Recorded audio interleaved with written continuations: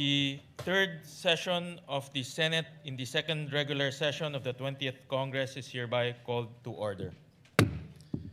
Senator Juan Miguel Zubiri will lead the chamber in prayer.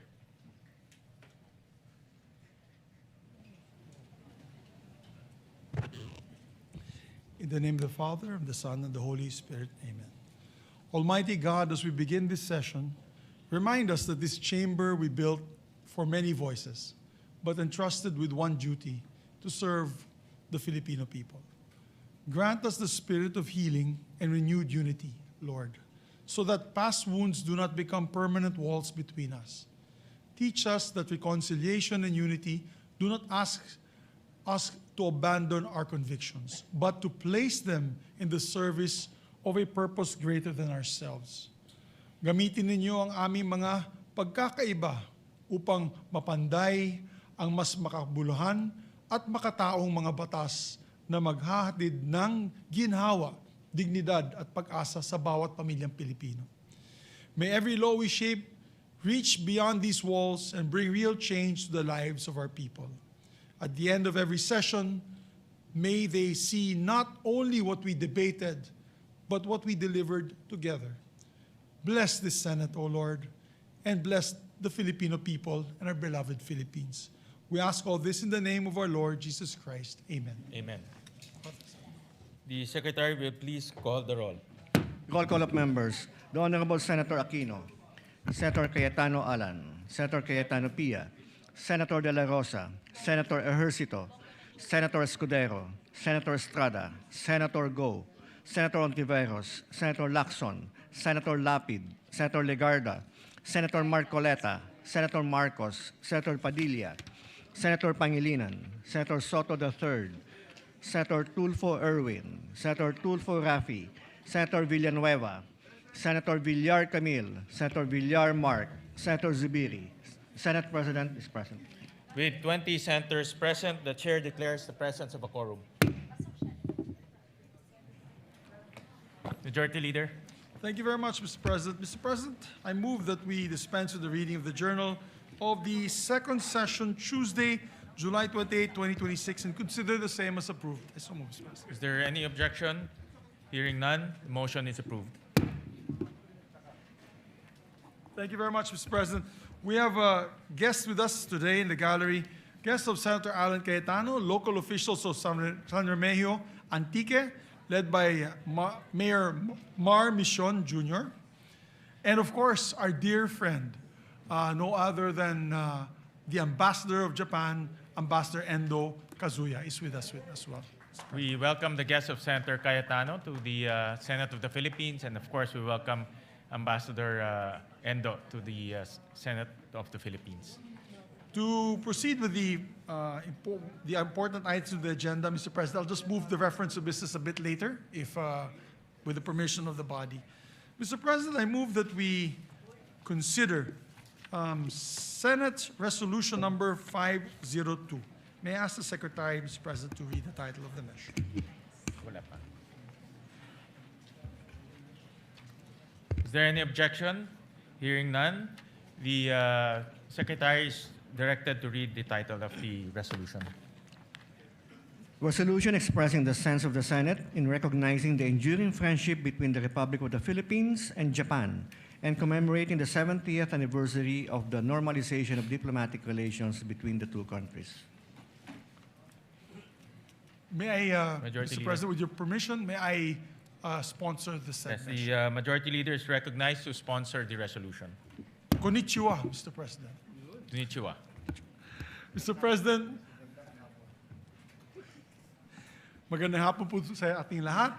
Mr. President, as head of the Philippine-Japan Parliamentarians Association, it is my great honor to stand here today to sponsor our resolution commemorating 70 years since the normalization of diplomatic relations between the Philippines and Japan. Dearest colleagues, if you will allow, I would like to also take this opportunity to report to all of you our recent trip to Japan, which is very much related to our resolution today.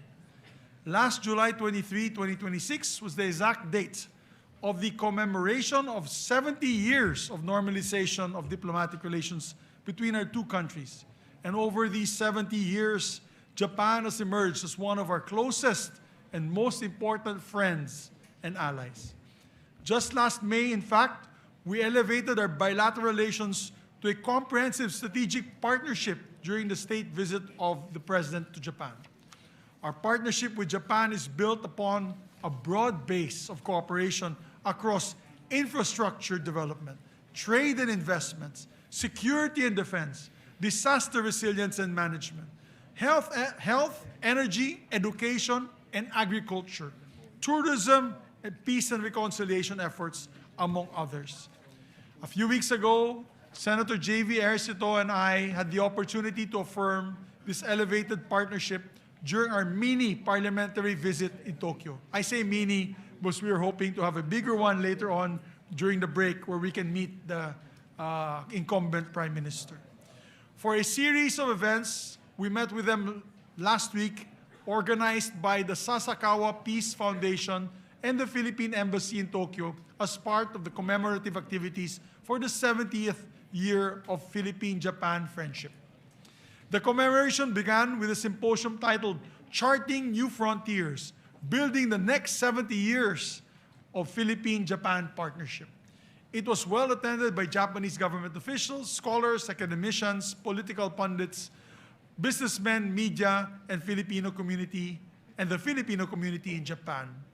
I spoke about the strengthened defense and security partnerships between the Philippines and Japan brought about by the recent developments and enactments of both countries, such as the Reciprocal Access Agreement and the inclusion by the Japanese cabinet of the Official Security Assistance Policy Framework in the Japanese National Security Strategy, which paved the way for the Japanese government to provide military equipment and supplies to the Philippines, such as radars, Abukuma-class destroyers, Coast Guard vessels, and soon missile systems. I mentioned in my speech that this kind of defense and security partnership among like-minded countries in our region is crucial in maintaining an open and free Indo-Pacific. On July 9, 2026, immediately upon landing in Tokyo, Senator Ejercito and I hit the ground running with a meeting with Ambassador Milen Garcia Albano. We then met and joined the Tokyo Metropolitan Governor herself, very popular governor, Mr. President, the Honorable Koike Yuriko, in the illumination ceremony of the Tokyo Metropolitan Government Building's facade, where they showed both the Philippines and Japanese flags proudly. The following day, we had a full schedule of meetings. We first met with the Japan International Cooperation Agency's officials, headed by their president, Dr. Tanaka Akihiko. As we all know, the Japan government through JICA has been the largest, and let me repeat, the largest donor country for official development assistance contribution to the Philippines for over the past several decades. Dr. Tanaka gave us a briefing of their current and future activities and initiatives in the Philippines. We also thank them for JICA's development projects in the country, such as the Metro Manila Subway Project and the Bataan-Cavite Interlink Bridge, which is touted to be Southeast Asia's longest bridge once finished.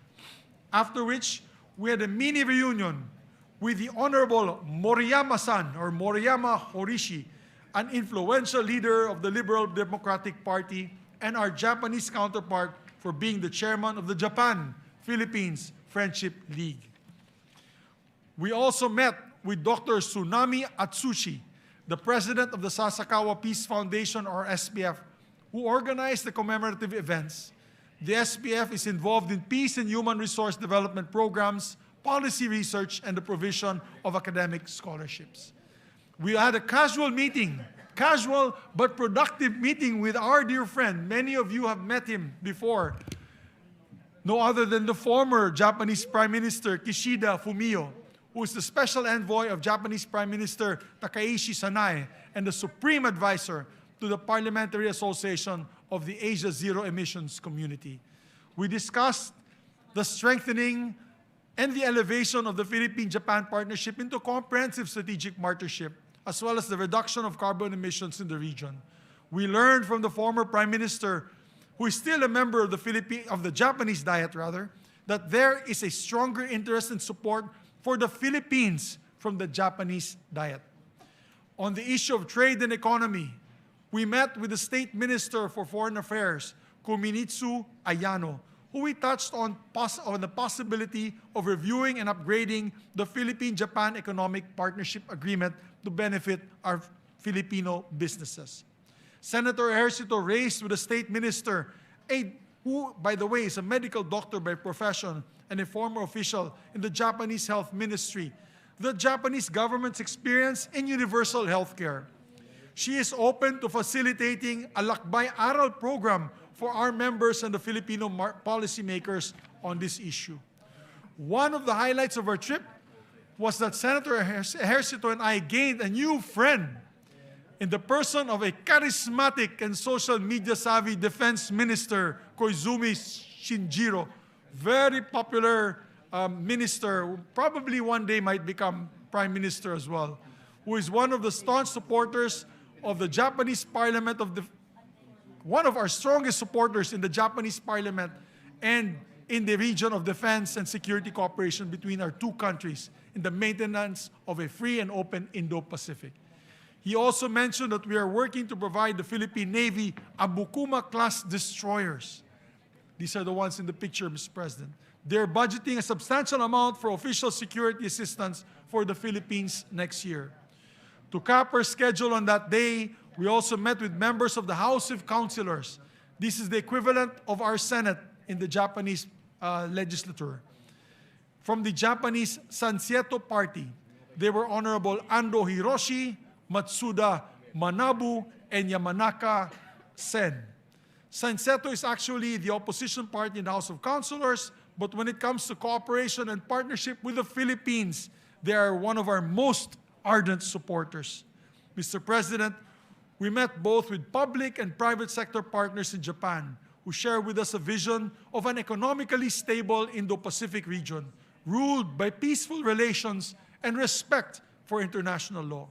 This shared vision and our shared principles as like-minded democracies are at the heart of our 70 years of friendship.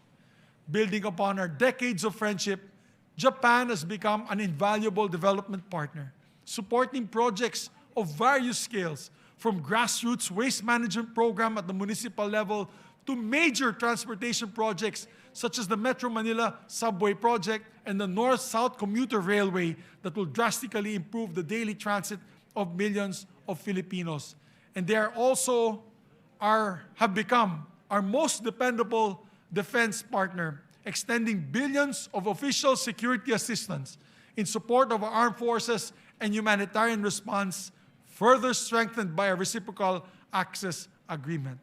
And also, they have helped us in the peace process many times over. As a matter of fact, they're on the ground now in the BARM, helping ensure that there will be honest and peaceful elections for our brothers in the BARM region. We are deeply grateful for their heightened cooperation on those issues, defense, security, and sovereignty, anchored in our common principles such as like-minded democracy seeking to build genuine peace to make way for genuine progress. To make way for such progress, the Japan-Philippines Economic Partnership Agreement, and more recently, the RCEP, or the Regional Comprehensive Economic Partnership Agreement, have been instrumental in paving the way for an influx of trade and investments that have led to Japan becoming our second largest trading partner, Mr. President. Japan now is our second largest trading partner and the third largest source of foreign direct investment. These agreements would not have been secured without the coordination and alignment between our respective executive bodies and parliaments. I'm particularly grateful to the members of the Japan-Philippines Parliamentary League who always advocate for the Philippine cause in their Japanese parliament and government. We do have a voice in the Japanese parliament, Mr. President, and I thank them all for supporting this 70 years of friendship. Through our strong parliamentary ties, we had the honor of inviting Prime Minister Kishida Fumio to address the historic joint session of the Philippine Congress in 2023. It's historic because it was the first time a leader of any the leader of Japan delivered an address before us. In turn, President Marcos also invited to deliver the equally historic address before the National Diet of Japan during his state visit this year. The deep friendship between our countries is proof positive that there is a way forward for those who choose a path of unity and cooperation. Who would have thought, my dear colleagues and my dear friends, the Filipino people, who would have thought, given our very complicated history, that we could have forged a strong friendship that we enjoy today? It is well-earned, it is a well-earned partnership that we have made even stronger by our conscious choice to pursue reconciliation, unity, and cooperation, which we are pursuing even in the Senate today. Reconciliation, unity, and cooperation. I'm confident that we can parlay these 70 years of friendship with this golden age of Philippines-Japan relations into a shared future of peace and prosperity. And before I end, I want to also give credit where credit is due. The last 3 years have been very productive in Japan-Philippine friendship relationships, friendship and cooperation, Mr. President, due to their ambassador, Ambassador Endo, who has been in the forefront of developing closer ties between our two countries. He's about to leave next month on August, Mr. President. We will miss him deeply. He will be a loss to us, but I'm sure whoever his counterpart will be that come in, we will be able to work with as well. But we will definitely miss Ambassador Endo. So kay Ambassador Endo at sa ating mga kapatid na Hapon, domo arigato gozaimasu. Maraming salamat at mabuhay po ang ating pagkakaibigan. Mabuhay. Salamat po, Mr. President. Arigato gozaimasu, Senator Zubiri. Yes, we recognize Senator Tulfo. Mr. President, I would like to take this chance to extend my heartfelt sympathies and steadfast solidarity to the government of Japan and the people of Kumamoto Prefecture following the 7.1 magnitude earthquake that struck the region yesterday, July 28, 2026. My prayers are with the victims, the bereaved families who have lost their loved ones, and many individuals who have been injured or displaced by this tragic event. I believe that Japan, particularly Kumamoto, and affected residents will recover and rebuild safely and courageously. Mr. President, as to propose Senate Resolution number 502, I would like to express my firm and unwavering support for the adoption of this resolution, recognizing the enduring friendship between the Republic of the Philippines and Japan, and commemorating the 70th anniversary of the normalization of diplomatic relations between our two sovereign nations. Mr. President, I'm a proud product of this friendship between the Philippines and Japan. As many of you know, I carry the Japanese middle name Teshiba because I'm a third-generation Nikijin, a Filipino-Japanese descent. My beloved mother, the late Caridad Teshiba Tulfo, was born to a Japanese father who came to the Philippines during World War II. According to the Philippine Nikijin Center, only a small number of Nikijin remain in the country today. That being said, I deeply value my family's heritage and the ties with Japan. Beyond our family history, the relationship of Japan and the Philippines is one that is rooted in mutual trust and respect. And 70 years of that is truly a remarkable milestone. Today, Japan is not merely a neighbor, but is one of the Philippines' most trusted strategic partners. Japan remains to be the Philippines' top source of official development assistance, or ODA, funding major infrastructure projects like railways, highways, and disaster relief systems. Japan's assistance to the Philippine Coast Guard to boost our maritime security capabilities is a vital pillar in upholding the rule of law, protecting international sea lanes, and maintaining regional stability. Time and again, Japan has stood by us and consistently shown true friendship, delivering immediate relief assistance, technical expertise, and long-term rebuilding support to our government. Additionally, more than 50,000 Filipinos thrive in Japan as skilled workers, healthcare professionals, engineers, and scholars. We are thankful for Japan's generosity in welcoming our workers to their country.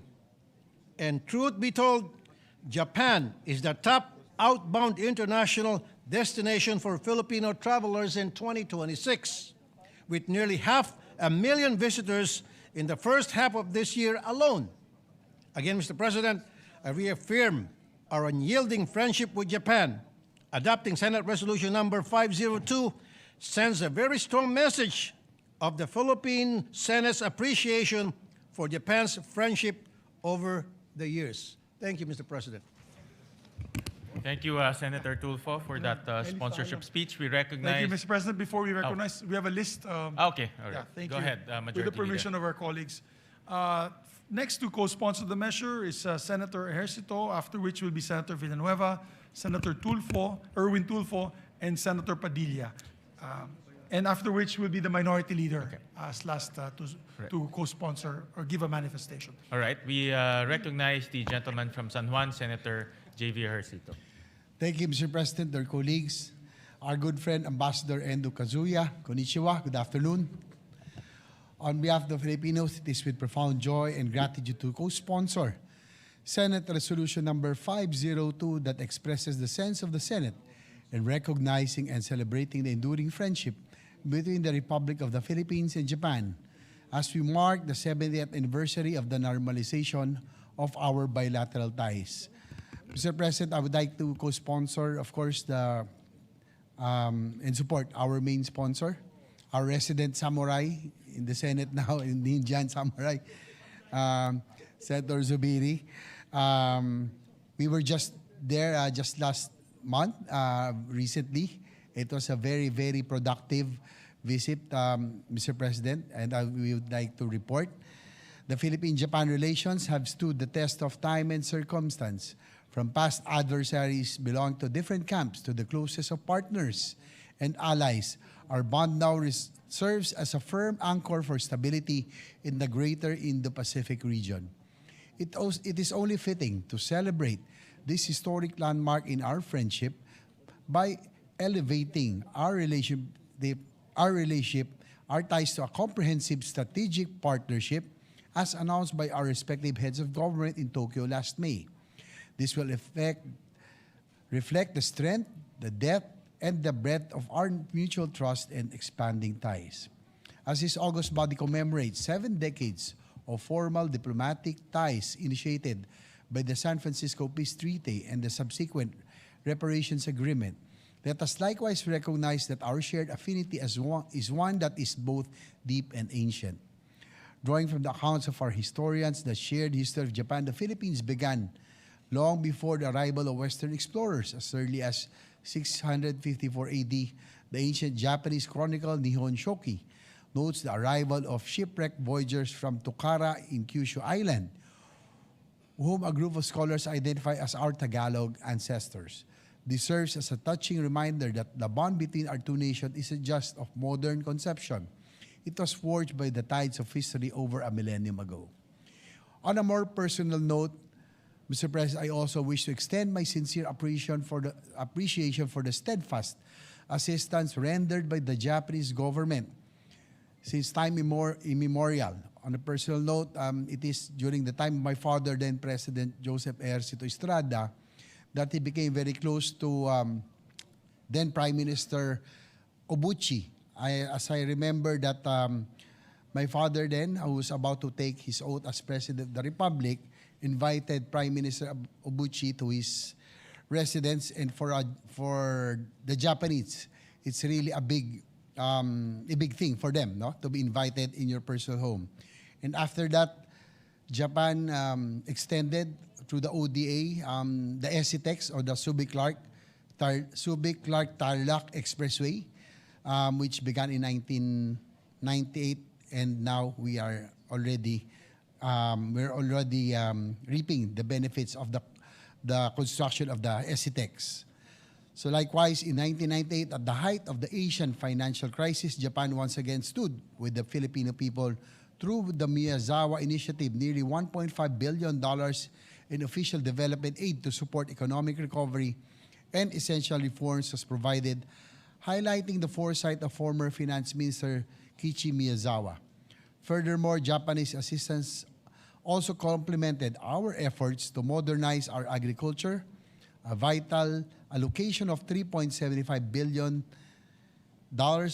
pesos served as a cornerstone in funding the advancement of the Agriculture and Fisheries Modernization Act.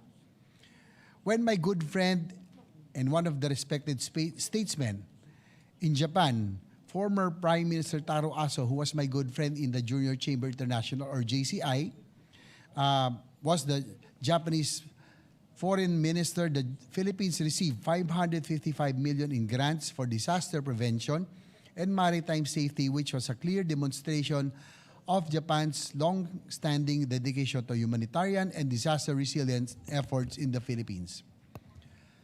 Fast forward to today, Mr. President, today Japan continues to be one of our most vital and strategic collaborators across a multitude of sectors. Japan and its agencies such as the Japan International Cooperation Agency or the JICA remains our single largest foreign partner in pursuit to overhaul our mass transportation system through a combination of low-interest ODA loans, technical transfer, and structural planning.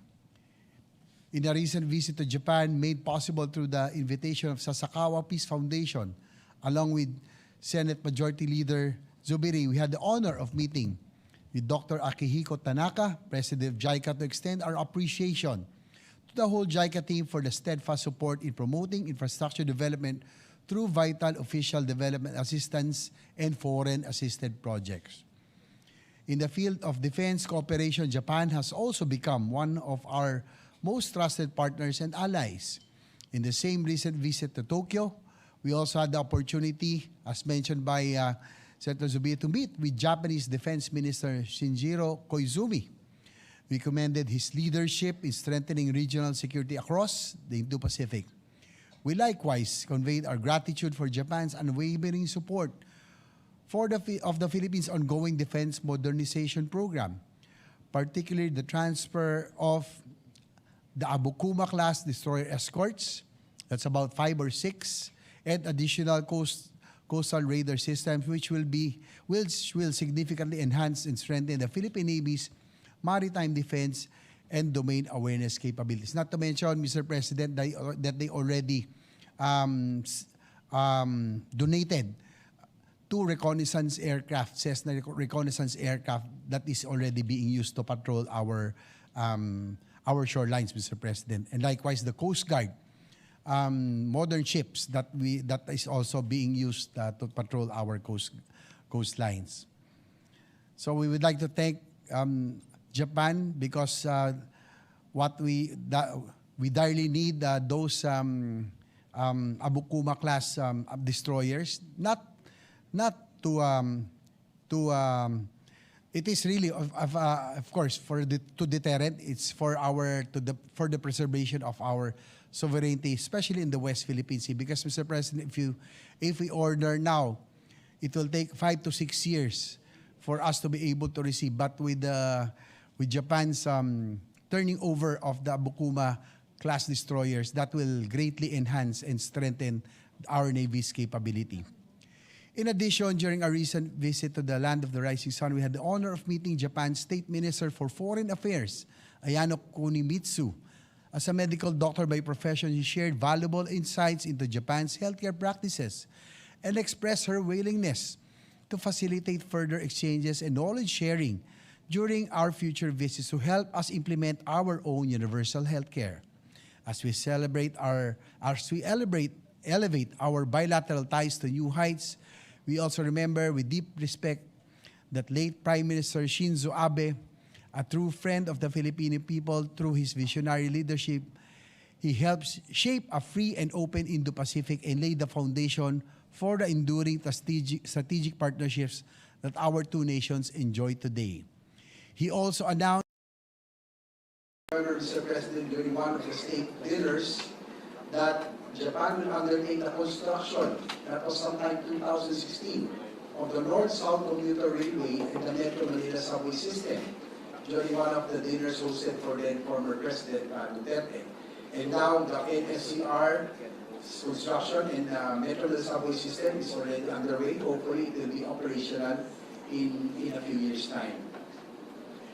In closing, before I conclude, Mr. President, allow me to share a personal note. I count myself fortunate to have been among the many Filipinos who have benefited from Japan's generous tradition of knowledge sharing and capacity building.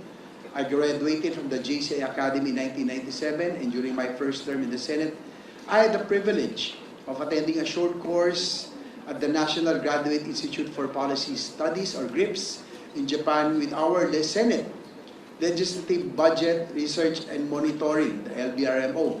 These opportunities not only enrich my understanding of public policy and governance, but also deepen my admiration for Japan's unwavering commitment to developing leaders and strengthening institutions through education and international cooperation. In closing, Mr. President, this resolution is a humble reflection of the high esteem and deep affection that the Filipino people hold for Japan. As we embark on this new chapter of our comprehensive strategic partnership, we celebrate not just our shared past, but the limitless potential of our future. Indeed, long-standing friendship between the Philippines and Japan stands as a testament to what nations can achieve when united by shared values, mutual trust, and a common vision for peace, prosperity, and endless possibilities. For all these reasons, Mr. President, I proudly co-sponsored this resolution and joined the entire Senate in celebrating this historic milestone. Once again, to the government and the people of Japan, arigato gozaimashita. Maraming salamat po. Thank you very much, Senator Javier Cito. Who's the next majority leader? Next is our distinguished colleague, Deputy Majority Floor Leader, Senator Joel Villanueva. We recognize the gentleman from Bulacan, Senator Joel Villanueva. Thank you, Mr. President. Thank you, Majority Leader.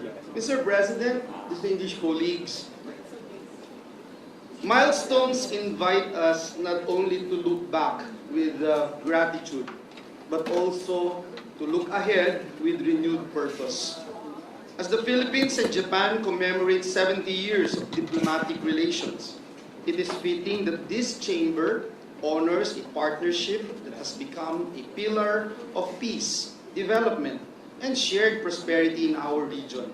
It is thus my privilege to co-sponsor this proposed Senate Resolution number 502. Before I proceed, please allow me to express our deepest sympathies to the people of Japan following yesterday's devastating earthquake in Kumamoto Prefecture. We mourn the lives lost, pray for the swift recovery of the injured, and stand in solidarity with all those affected by this tragedy. May the resilience and strength of the Japanese people guide them through this difficult time.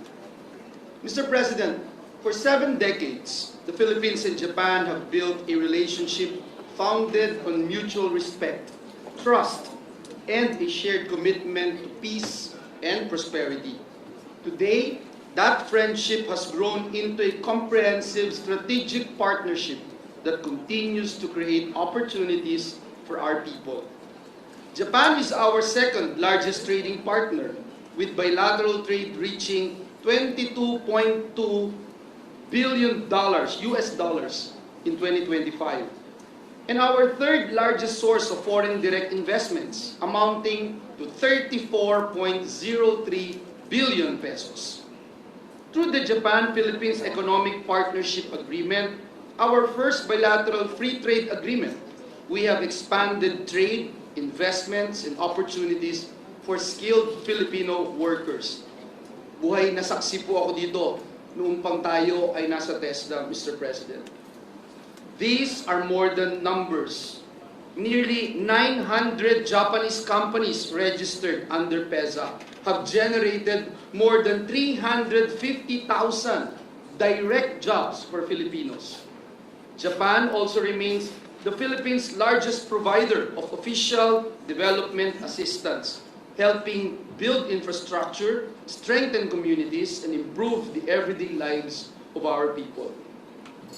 As the chairperson of the Senate Committee on Higher and Technical Vocational Education, I also look forward to strengthening another important pillar of our partnership, education. Earlier this year, Mr. President, the Senate conducted a public hearing on the Asia-Pacific Regional Convention on the recognition of qualifications in higher education, or the Tokyo Convention. We look forward to the Philippines' accession to this landmark agreement, which would make us the very first ASEAN member state to join the convention and expand opportunities for Filipino students, graduates, researchers, and professionals across the Asia-Pacific. Indeed, Mr. President, our friendship is likewise strengthened through parliamentary diplomacy. And as mentioned a while ago by our dear colleagues, I also recall, Mr. President, that in April 2023, 11 members of the Philippine Senate, including this representation, and led by our majority leader, the former Senate President, Juan Miguel Zubiri, undertook an official visit to Tokyo, where we met then Prime Minister Fumio Kishida, the leaders of Japan's National Diet, and the members of the Japan-Philippines Parliamentarians Friendship League. That visit, Mr. President, reaffirmed that enduring friendships between nations are built not only by governments but also by sustained dialogue between legislators. As we celebrate this milestone, Mr. President, we honor the people who have made this friendship flourish. From our Ambassador Milen Garcia, from workers and entrepreneurs to students, tourists, and families, Japan has also become a favorite destination for many Filipinos, reflecting the warmth and mutual respect that define our relationship. And before I close, Mr. President, and conclude, please allow this representation to recognize His Excellency, my good friend, Ambassador Endo Kazuya, who will soon conclude his tour of duty in the Philippines. We thank him for his dedicated service and for his invaluable role in further strengthening and enduring friendship and strategic partnership between our two nations. Through his leadership, Mr. President, and through his unwavering commitment, Philippines-Japan relations have reached even greater heights. To Ambassador Endo, domo arigato gozaimasu. Thank you very much for your friendship and service. We wish you continued success and blessings. Mr. President, as we look ahead, may we continue to weave an even stronger future together, one marked by deeper friendship, greater opportunities for our people, and a shared commitment to peace, prosperity, and progress. Maraming salamat, Ginoong Pangulo, and God bless us all. Thank you very much, Senator Joel Villanueva. Thank you very much, Mr. President. Next to co-sponsor of the measure, Senator Erwin Tulfo. We recognize the gentleman from the province of Palawan, Senator Erwin Tulfo. Mr. President, esteemed colleagues, Ambassador Endo Kazuya, Sanjini Yokoso Koshi Kadesamashita Kata. I am deeply honored to co-sponsor this resolution to the Senate today. Since establishing formal ties on July 23, 1956, the Philippines and Japan have forged a formidable alliance. The Japanese Prime Minister Sanae Takaichi has recently called as a comprehensive strategic partnership. Japan remains our #1 ODA partner, funding vital infrastructure, disaster mitigation, maritime safety, and peace efforts in our country. On March 16, 2026, His Excellency Endo Kazuya paid a courtesy visit while I was serving as chairman of the Committee on Foreign Relations. During our meeting, we discussed several matters of mutual interest, including the importance of prioritizing the completion of ongoing ODA-funded projects before undertaking new ones. Culturally, our connection is just as strong. Japan has become one of the absolute favorite tourist spots for Filipinos these days. Whether we are chasing cherry blossoms, enjoying the incredible food, or embracing their vibrant culture. To honor this profound friendship and Japan's immense contribution to our nation's progress, this resolution seeks to officially recognize the enduring friendship between the Republic of the Philippines and Japan in their 70th anniversary of the normalization of diplomatic relations between the two countries. To Ambassador Endo and the Japanese people, arigato gozaimasu. Here's to a lasting partnership, endless bowls of authentic ramen, and if I may speak for every Filipino tourist, Mr. Ambassador, hopefully even faster approvals of our multiple entry visas. Thank you, Mr. President. Thank you, Senator Erwin Tulfo. Next, Who's our next co-sponsor, Mr. sponsor? President, is Senator Robin Padilla. We recognize the gentleman from Nueva Ecija and Camarines Norte, Senator Robin Padilla. Maraming salamat po, Ginoong Pangulo, at sa ating pinunong mayurya. Ako po ay tumitindig upang makiisa sa pagko-sponsor ng proposed Senate Resolution number 502 na inihain ng ating mahal na samurai na kasamahan Senator Juan Miguel Zubiri. Mga mahal kong kababayan, napakahalaga po ng relasyon natin sa Japan sapagkat ito po ay punong-puno ng pag-ibig at aksyon. Katunayan, ang ating pong national hero, Jose Rizal, ay nagkaroon po ng napakagandang pag-ibig sa Japan. Ang kanya pong girlfriend, si Seiko Usui, o ang tawag po ay Osei-san. Siya po ay anak ng isang shogun, samurai, at doon po siya nakilala ng ating national hero. Ma'am, pag-aralan mo yan. Dahil ikaw ay estudyante ni Jose Rizal. Yes, ma'am. At doon din po, noong panahon ng Katipunan, ito po ay napakahalaga sapagkat ang unang kumilala sa ating mga revolusyonaryo ay ang Japan. Naisip ko pong basahin sa English ito para maintindihan ni Ambassador. I cannot say this in Japan, but I will say it in English, my brother Ambassador. It was Japan who first recognized the call of our founding fathers for freedom. It was Japan who gave the utmost importance to the Katipunan. In the book of Katipunan, or the rise and fall of the Filipino commune, Francis St. Clair wrote that in May 1896, Supremo Andres Bonifacio met with Japanese Admiral Kamimura aboard the Japanese cruise Congo. The result of that meeting was the sale of firearms and ammunition to the revolutionaries. Series of deliveries were made until the Japanese authorities learned of the matter and sank the Japanese ship Nonobiki Maru. Mga mahal kong kababayan, pati po noong World War II, si General Emilio Aguinaldo, ang dati po nating Pangulo, kasama po si General Artemio Ricarte, ang father of the Philippine Army, ay tumanggi po na manumpa sa mga Amerikano at ang kanila pong mga kasama ay ang ating mga kaibigang Hapones na tumulong po sa atin noong panahon ng Revolusyon.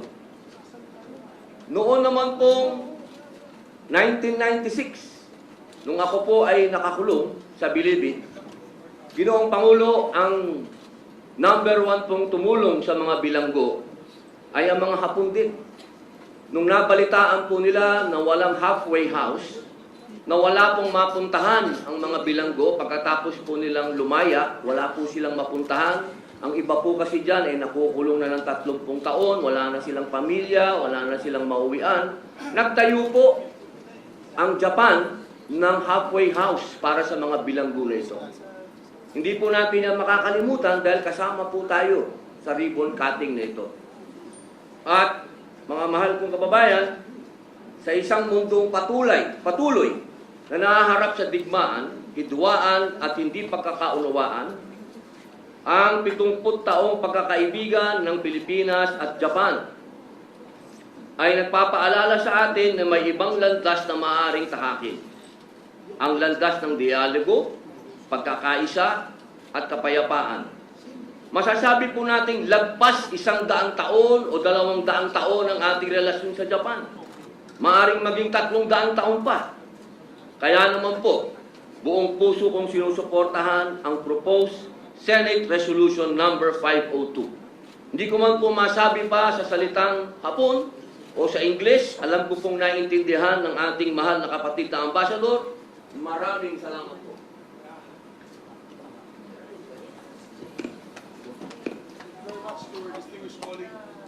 Majority Leader is our next sponsor. Distinguished colleague, Senator Padilla. Next to co-sponsor the measure is no other than a distinguished colleague from Pampanga in the Republic of the Philippines and Quezon City, Senator Kiko Pangilinan. We recognize the gentleman from Pampanga, Senator Kiko Pangilinan. Thank you very much, Mr. President, Majority Leader. Allow this representation to share its full support, manifest its full support by way of this co-sponsorship speech for proposed resolution number 502, expressing the sense of the Senate in recognizing the enduring friendship between the Republic of the Philippines and Japan and commemorating the 70th anniversary of the normalization of diplomatic relations between the two countries. The truth, Mr. President, and I share the earlier manifestations of Senator Rafi Tulfo as well as Senator Erwin Tulfo, that the strong relations between Japan and the Philippines dates more than 70 years. Like Senators Rafi and Senator Erwin, this representation is a fourth generation Nikkei Jin in my mother's side. My great-grandmother was Haruhi Baba Murakami from Nagasaki, who married, actually, an American soldier, Rosser Miller Denison from Galveston, Texas, and they settled in Davao City during the American colonial rule. In the Kalinan and Matina districts of Davao City, where they had a abaca plantation called Southern Cross. And it was also during the American colonial rule that in Davao City, as I understand, up to 20% of the population of Davao City were Japanese immigrants, which explains why my great-grandmother was settled there. But more than the personal, Mr. President, is the long-standing trade, economic, political engagements between our country and Japan in the last 70 years, and even before that. Japan is, at some point, was the #1 official development aid allocations for the country, Mr. President, together with, until today. Oh, that is correct. Thank you for that clarification. Today, they are the largest contributors to the ODA for the country. And in the current geopolitical tensions, Mr. President, it is always good to have allies. I remember when I was in the elementary in LaSalle Green Hills, uso na ang bullying noon. There were bullies. But because I had an older brother who was 2 years ahead of me in LaSalle Green Hills, I wasn't bullied. So in the current context of international bullying, we must have older, stronger, more robust older brothers. And Japan would be one of them. And it is critical for us to continue to strengthen our relations with Japan and other countries, not just in the region, with the EU, with the Australia and New Zealand, Mr. President. We'd also like to take this opportunity to thank Japan for being part of the 14 nations that affirmed and recognized the arbitral ruling in its 10th anniversary. This, Mr. President, is a clear indication of their support for our sovereignty and our exclusive economic zone preservation and upholding our rights to our exclusive economic zone. That being said, Mr. President, in the area of food security, Mr. President, when we were tackling the expanded free meals program sponsored and authored by Senator Bam Aquino, the school meals program of Japan actually is a template that we should be able to follow. And I'm told that one of the biggest donors, if not the biggest donors, for the World Food Program, school meals program in BARM, is likewise the Japanese government.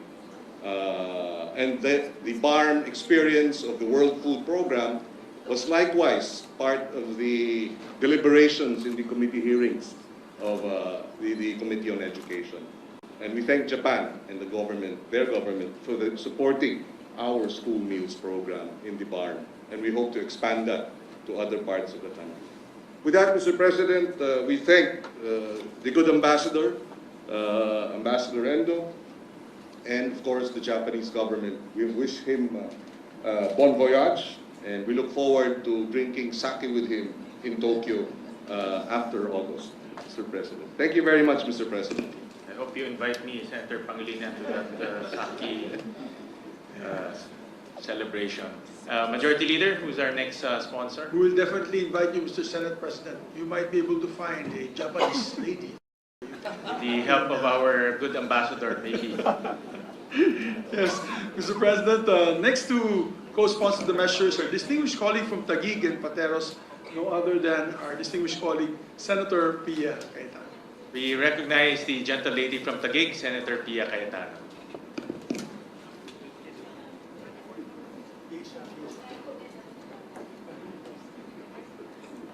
Thank you, Mr. President. Much has been said about the very strong economic ties that we have with Japan, economic ties that have led to friendships. I'd like to focus on something a little bit different but very close to my heart. My ties with Japan are very much in the area of sports. My first official visit to Japan, I was 17 years old representing the Philippines to play volleyball in the Asian Volleyball Championship, which was hosted in Fukuoka, Japan. And then I had to wait, that was 1983, so I had to wait more than 20 years later for another official trip. And this time, the late Bayani Fernando, then head of our MMDA, had partnerships with other like bodies all over Asia. And so the Metro Tokyo Metro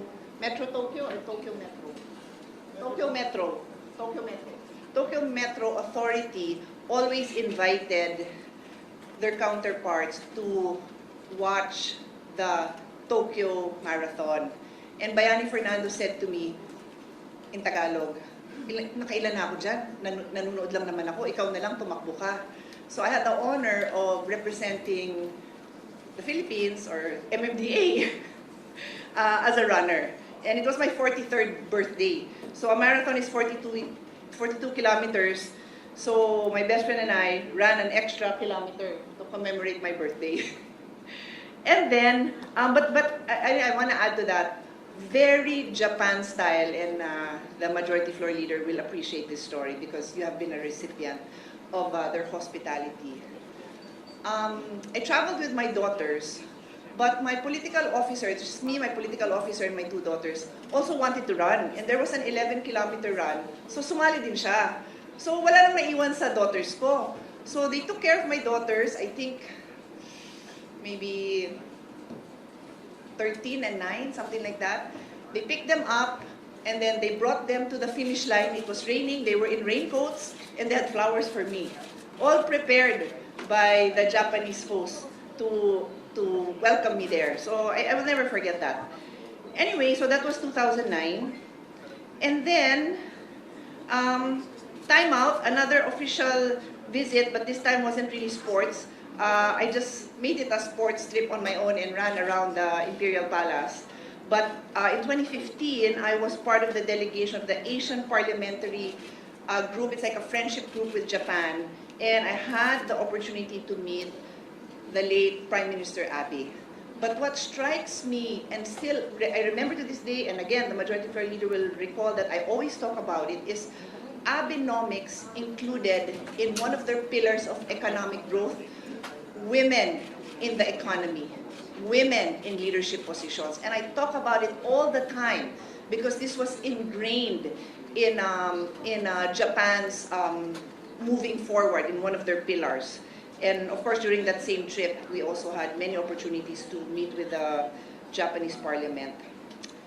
And then, in 2019, just before the Olympics, I was informed by the then ambassador that being the host, they were really trying to support the Asian countries in sports. So I had the opportunity of working with the embassy to bring the UP football team to Japan to train there as part of the sports diplomacy. And I'm coming to an end. Last year was a more personal sports diplomacy venture. The ambassador was my guest, and he learned to play paddle with his wife. And the coaches were our Filipino coaches and two Japanese coaches who consider the Philippines their home. These two Japanese players come here so much. They stay here, they play and train with our Philippine team. And so we invited the ambassador, his wife, and the embassy staff to learn about paddle with our coaches and the Japanese coaches. And we continue to play and train with these Japanese players. In fact, last week, we had an international paddle tournament, and our Philippine women's team were up against a Japanese and a Spanish, and they lost in the third set to Japanese Kotomi Ozawa and Spanish Eli Nogueras. But these girls are really strong, and they really compete against each other and try to see who will come out better the next time. They really are, how do I say it, friendly competitors. And so, Mr. President, this is just my personal take on the strong friendships I and the people around me have developed with Japan. I'll end on a not so personal note, but very close to our heart. So many athletes, so many Filipino athletes train in Japan. Softball, football, hinuhuli ko nga yun, ang lakas bumulong ng mga nandito eh. Because, anyway, what did I say? Football, softball, baseball, I'm sure the martial arts also. And then I was going to say basketball.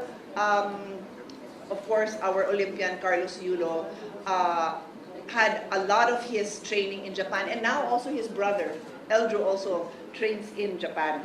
So on that note, I only have one last manifestation.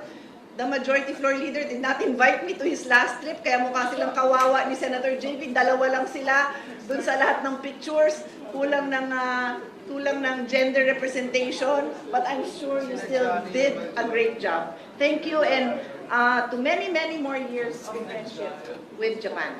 Thank you. Thank you, Senator Pia, for that Thank you, my dear. Mr. President, to be sponsorship honest, speech. the best walking trips I've had with Senator Pia was our trip to Japan. Yes, I was there, Majority Yes, Leader. we were doing 10,000 steps together, walking around the areas where we were billeted at. And I promise and I commit to everyone that we will invite them again as your chairman of the Philippine-Japan Friendship Association. We're trying to set up a meeting, Mr. President, with the current Japanese Prime Minister. That one, we'd like to invite everyone. And you now being both sides. honored with the Cordon of the Rising Sun. Yes, I was, So I'm sure you last will be- November, sir, Mr. Correct. President, I was given that distinction, being given an award, the Grand Cordon, Order of the Rising Sun. Mr. President. So Thank I'm you. sure that you will be given special attention in arranging a potential meeting with high-level government officials. As long as you're there, Mr. Senate President, Definitely. I'm sure we can meet the Prime Minister. Kung ako lang, baka Kishida lang po. Mr. Kishida is a dear friend of ours, by the way. Mr. President, we still have 4 members who would like to deliver co-sponsorship speeches. As I said earlier, this is a very popular resolution because Japan really is very close to our heart. I think each and every one of us can say that Japan truly is the best friend of the Philippines in this region. Mr. President, next to deliver his co-sponsorship speech is no other than our distinguished colleague from Davao and Batangas, Senator Christopher Bongo. We recognize the gentleman from Davao City, Senator Bongo. Mr. President, I rise to express my support for the proposed Senate Resolution number 502, recognizing the enduring friendship between the Republic of the Philippines and Japan and commemorating the 70th anniversary of normalization of diplomatic relations between our two nations. We also acknowledge and thank the presence of Japanese Ambassador Endo Kasuya, sir. We also thank our Majority Floor Leader, the Soki of Japan, Senator Mig Subiri, who is an advocate of Philippine-Japan relations. On 23 July 1956, the Philippines and Japan signed the reparations agreement, making the Philippines the first Southeast Asian country to conclude a post-war reparations agreement with Japan. More importantly, this historic agreement paved the way for the normalization of diplomatic relations and became a model for Japan's post-war reconciliation with other countries in Asia. Mr. President, ties between our two nations extend far beyond 7 decades of formal diplomacy.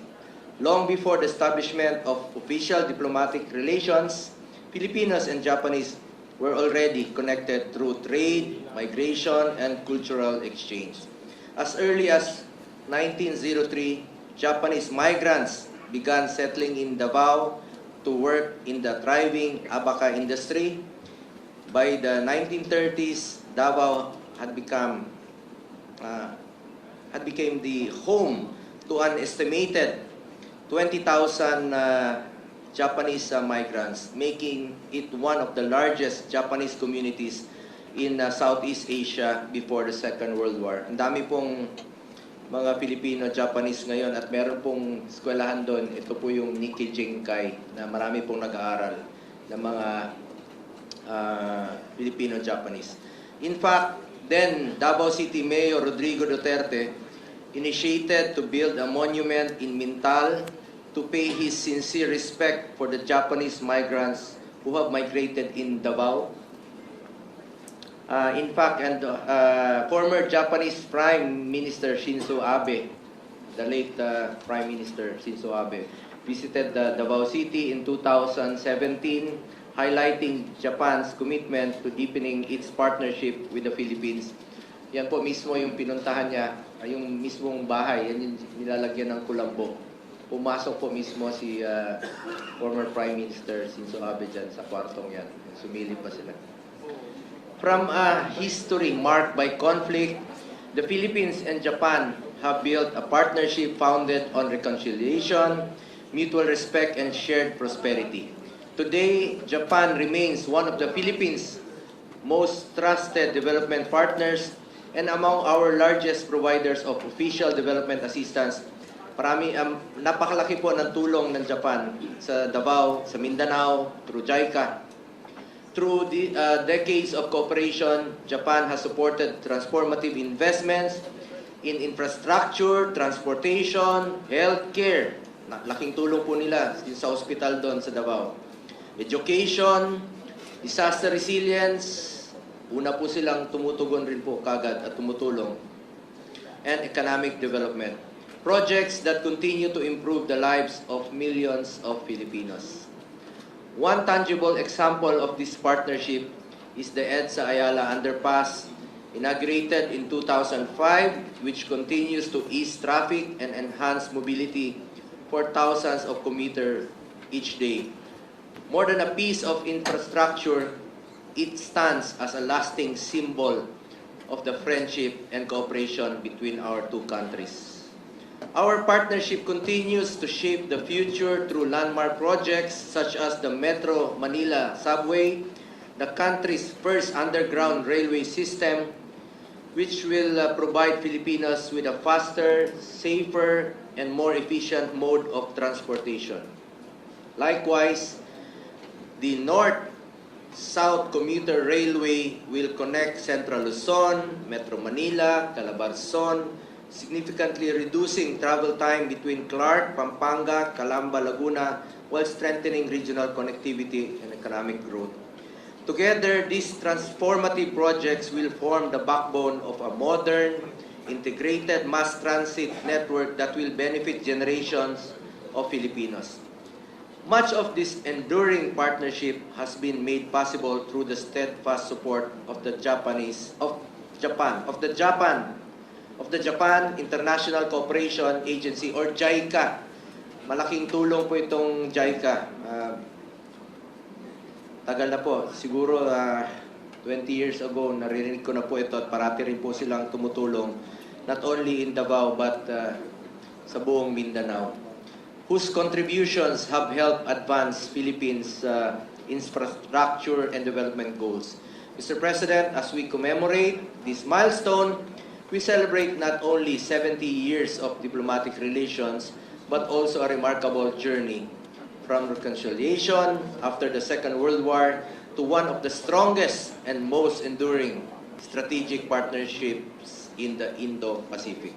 It is a relationship built on trust, strengthened by shared values, and sustained by our common aspiration for peace, stability, and inclusive development. For these reasons, Mr. President, I respectfully express my wholehearted support for the adoption of proposed Senate Resolution number 502. At Your Excellency, maraming salamat po. Thank you very much. Thank you, Mr. President. Thank you very much, Senator Bongo. Thank you very much, Mr. President. Next to co-sponsor the measures resident diplomat herself, no other than Senator Lauren Ligar. We recognize the gentle lady from Malabon and Panay Island. Thank you Senator very much, Lauren Ligarda. Mr. President. Dear colleagues, I rise to co-sponsor the resolution recognizing and commemorating 70 years of friendship between the Philippines and Japan. The measure before us records the milestones of that partnership. I wish to speak to what those milestones mean in the lives of our people and to a friendship I've been privileged to witness up close. Consider the human ledger of this friendship. It is written in the lives of the hundreds of thousands of Filipinos who have found opportunities in Japan, and in the Japanese families who continue to choose the Philippines as a place to visit, invest, and build partnerships. It is seen in the harvest of our banana growers in Mindanao, for whom Japan remains a trusted market, sustaining livelihoods and entire communities. This friendship also helped build the Philippines itself. As our largest development partner, Japan has stood with us in constructing transformative infrastructure, from the Metro Manila Subway to the rehabilitation of our railways, while strengthening our capacity to prepare for disasters and safeguard our maritime domain.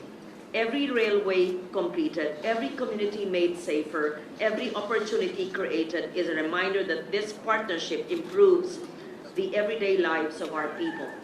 Over the years, I've had the privilege of witnessing this friendship through parliamentary exchanges and international cooperation. I was honored to sponsor the Senate's concurrence in the Philippines-Japan Agreement on Technical Cooperation way back in 2011, when I was chair of the Committee on Foreign Relations, and to work alongside our counterparts through the Japan-Philippines Parliamentary Friendship League in strengthening dialogue between our legislatures. Allow me to recognize His Excellency Endo Kazuya, Ambassador of Japan to the Philippines, whose tireless work has helped deepen the strategic partnership and friendship between our countries. I also had the opportunity to represent the Philippines at the 2015 United Nations World Conference on Disaster Risk Reduction in Sendai, Japan, where I co-chaired the dialogue with then Minister Sanae Takaichi. It is heartening to see Minister Takaichi now serving as Prime Minister of Japan.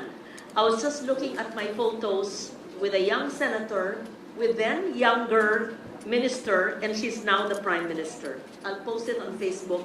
I wish they could post it here. Sure, so we can all see it? Yes, we were both co-anchoring or a dialogue on disaster risk reduction and climate change. There we are. Yes, there we are. In 2015. Yes. A much younger senator and a younger prime minister who was then minister. And I'm confident that under her leadership, the enduring friendship between our two nations will continue to flourish. I think with more pictures. Yes. And one of the memorable experiences in my engagement with Japan as well was representing the Philippines. I hope you had photos, but you're not ready to flash it. At the World Assembly for Women in Tokyo, where I joined women leaders from across the globe in advancing inclusive development. And this was upon the invitation of then Prime Minister Shinzo Abe. And he actually sat in a conference and gave very hearty exchanges. He and his wife joined the conference and was not just staying on stage. And when they came to the Philippines in November 2015, I remember Akie Abe, his wife, calling and asking to see me because she had a pasalubong.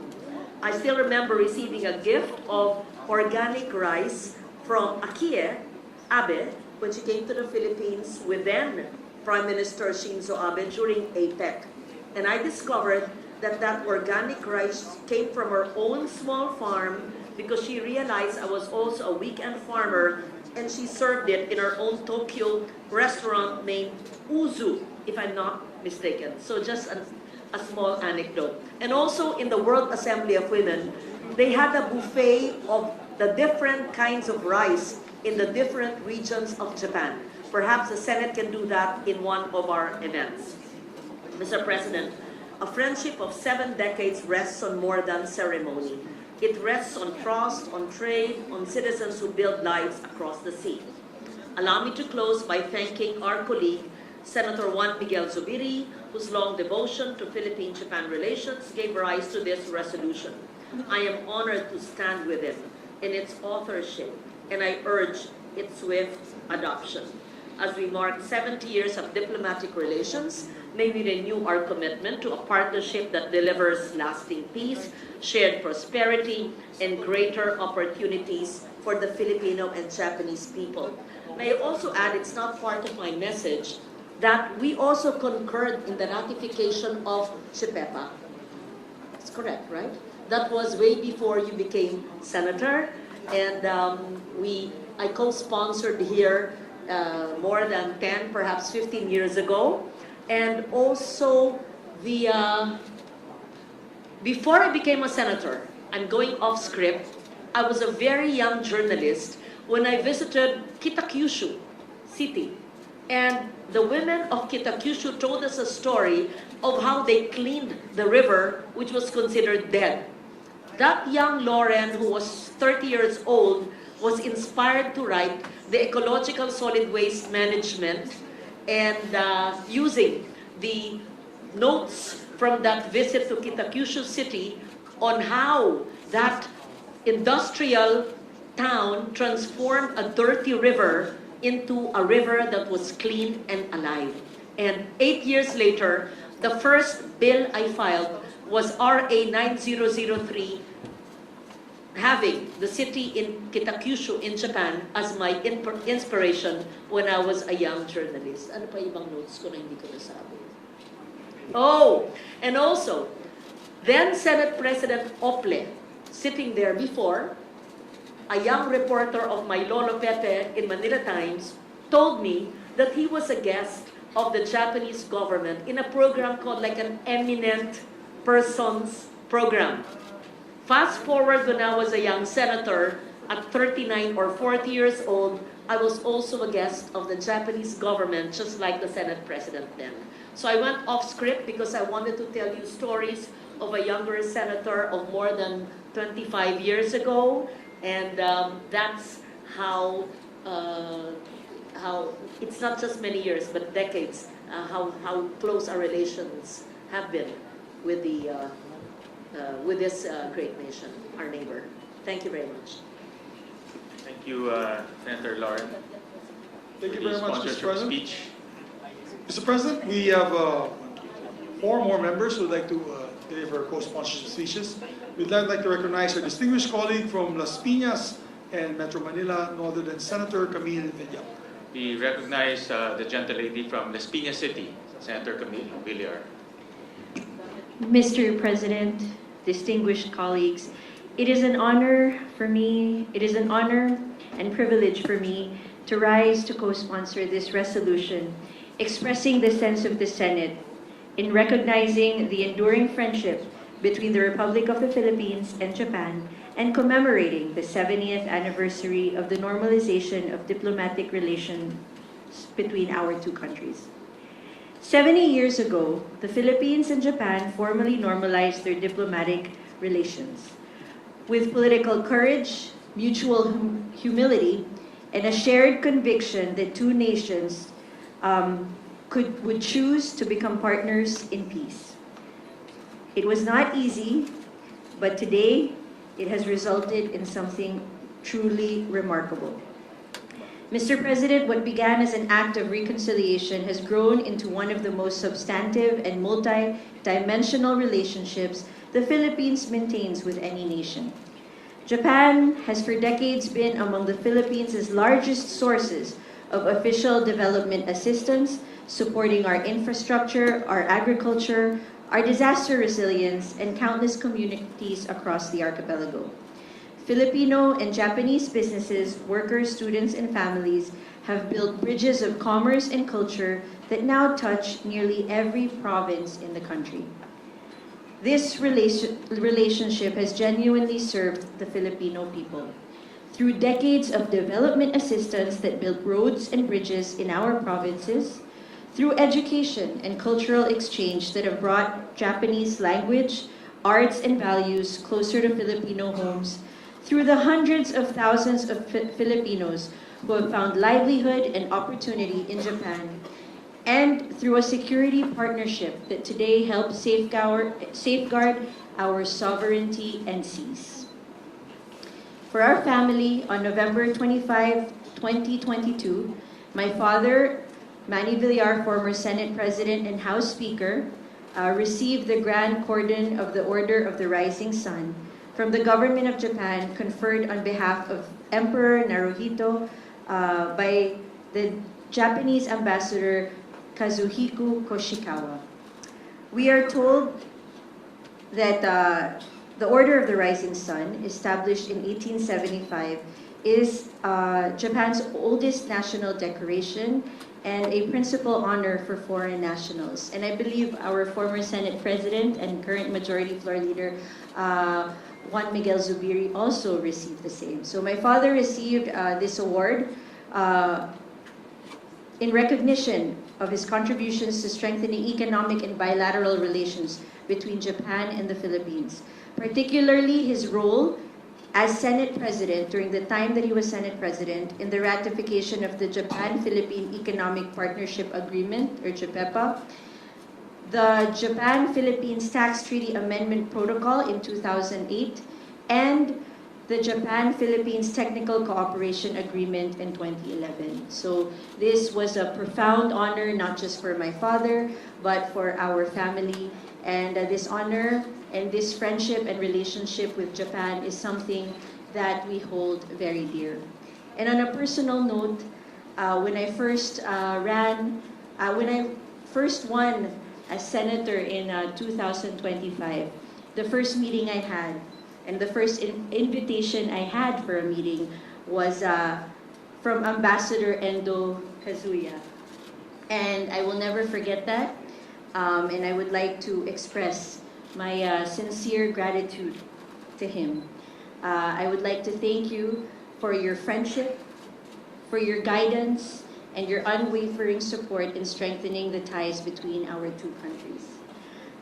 Mr. Ambassador, this friendship between the Filipino and Japanese peoples, I know, will continue to grow stronger with every generation. Mr. Ambassador, your service here has left a lasting impact, and always remember that wherever you may go, you will always have a home here in the Philippines. Maraming salamat po. Arigato. Thank you, Mr. President. Thank you very much, Senator Camille Villar, for the heartwarming sponsorship speech. Bibigyan daw ni Camille ng bahay si Ambassador Pwede Endo siyang sa pumili. Camel Homes. Marami siyang pagpipilian, Majority Leader. For sure. Mr. President, next to co-sponsor the measure is a distinguished colleague, Senator Risa Ontiveros. We recognize the gentle lady from Panay, Senator Risa Ontiveros. Salamat po, Mr. President. Mr. President, I rise in support of this resolution marking 70 years since the normalization of relations between the Republic of the Philippines and Japan. And also remembering in my heart my first travel abroad as a scholar of the Japan Airlines Summer Scholarship Program more than 4 decades ago at the Ichigaya campus of Sophia University, just before the People Power Revolution. From the hard work of post-war reconciliation, our peoples have built one of the region's most durable partnerships, standing with us as a strategic partner committed to a free and open Indo-Pacific and the primacy of international law in our maritime domain. Nowhere is that partnership more concrete than in the agreement concluded this July for the transfer of 5 Abukuma-class destroyer escorts from the Japanese Maritime Self-Defense Force. The first time Tokyo will hand over retired surface combatants to any foreign navy, and a decision that will give the Philippine Navy 5 additional hulls purpose-built for anti-submarine and littoral operations, complementing our Jose Rizal and Miguel Malvar class frigates, and materially strengthening our presence in the West Philippine Sea. The next 70 years must be built on this new ground as much as the old.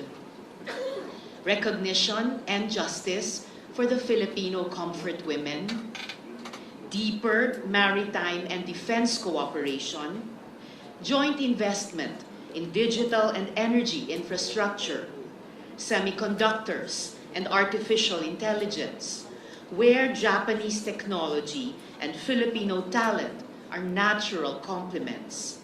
Closer collaboration on disaster resilience and climate adaptation, which both our archipelagos know too well, and continued care for the Filipino community in Japan, whose work and families remain the truest expression of the friendship that this resolution honors. Maraming pong salamat, Mr. President, and to Ambassador San, domo arigato gozaimasu. Thank you very much, Senator Risa Ontiveros. Thank you, Mr. President. Next to co-sponsor the measures are distinguished colleague from the city of Las Piñas, Senator Mark Villar. We recognize the gentleman from Las Piñas City, Senator Mark Villar.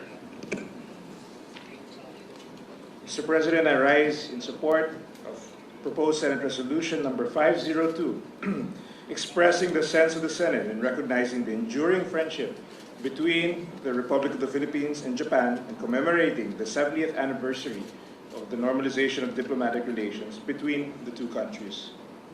Mr. President, I join our colleagues in welcoming Ambassador Extraordinary and Plenipotentiary of Japan to the Philippines, Endo Kasuya, to this August chamber as we celebrate the long-standing bilateral relations between our two countries. Welcome to the Philippine Senate, Ambassador. Many times you've hosted me in your house, and now it's our turn to host you in the Senate. So it's an honor.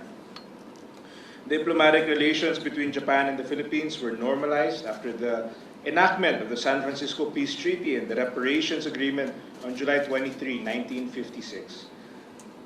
Here, it was declared to be the Japan-Philippines Friendship Year as we commemorate the 70th anniversary of the bilateral relations between the two nations. And Mr. President, we have an exciting year ahead as we would bear witness to a celebration of how far we have come together working on significant economic, security, people-to-people exchanges, and cultural development. It is also equally inspiring to look back on the vital partnerships we had with Japan, particularly on various big-ticket projects that we now enjoy today. Through our active partnership with the Japan International Cooperation Agency, Japan has been a significant contributor to the strengthening of our national development plans and continues to be an important partner for us till this day. And I remember when I was serving in government as the Secretary of Public Works, every month we would have regular meetings with the Japanese government regarding our projects, and regularly we'd always meet with the JICA. So it was a big part, and I can say from personal experience that the Japanese government has been generously giving their support to our infrastructure programs. This has been going on for a very long time, and for that we should all be very thankful for their support to our nation building. Through our partnership with JICA, we will soon enjoy improved public transportation through the Metro Manila Subway and the North-South Commuter Railway and other various infrastructure and development projects all throughout the country.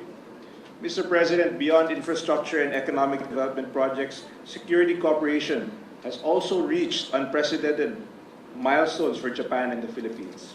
We became the first country in Asia to sign and ratify a reciprocal access agreement with Japan, which enhanced the efficiency of cooperation between the armed forces of the Philippines and the self-defense forces of Japan.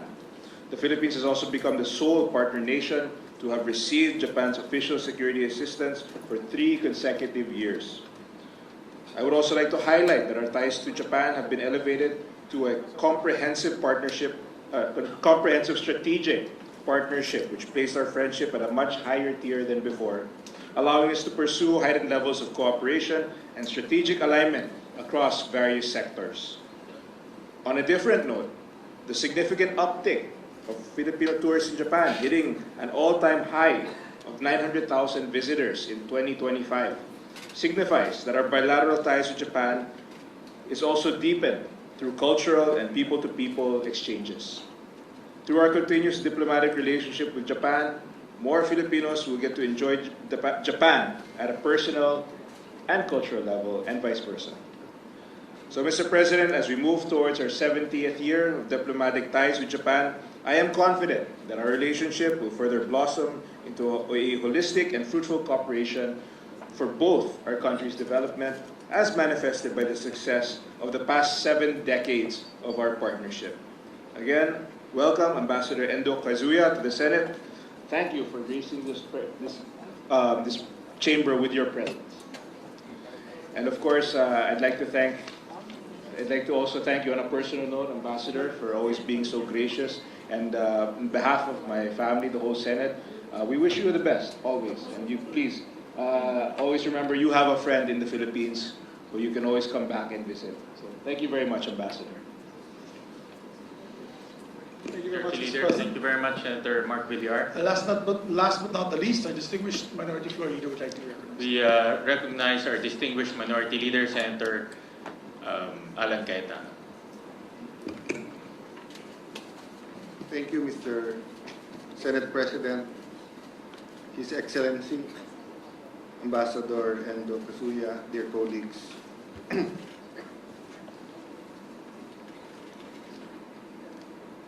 Proverbs 11:14 tells us, "For lack of guidance, a nation falls, but victory is won through many advisors."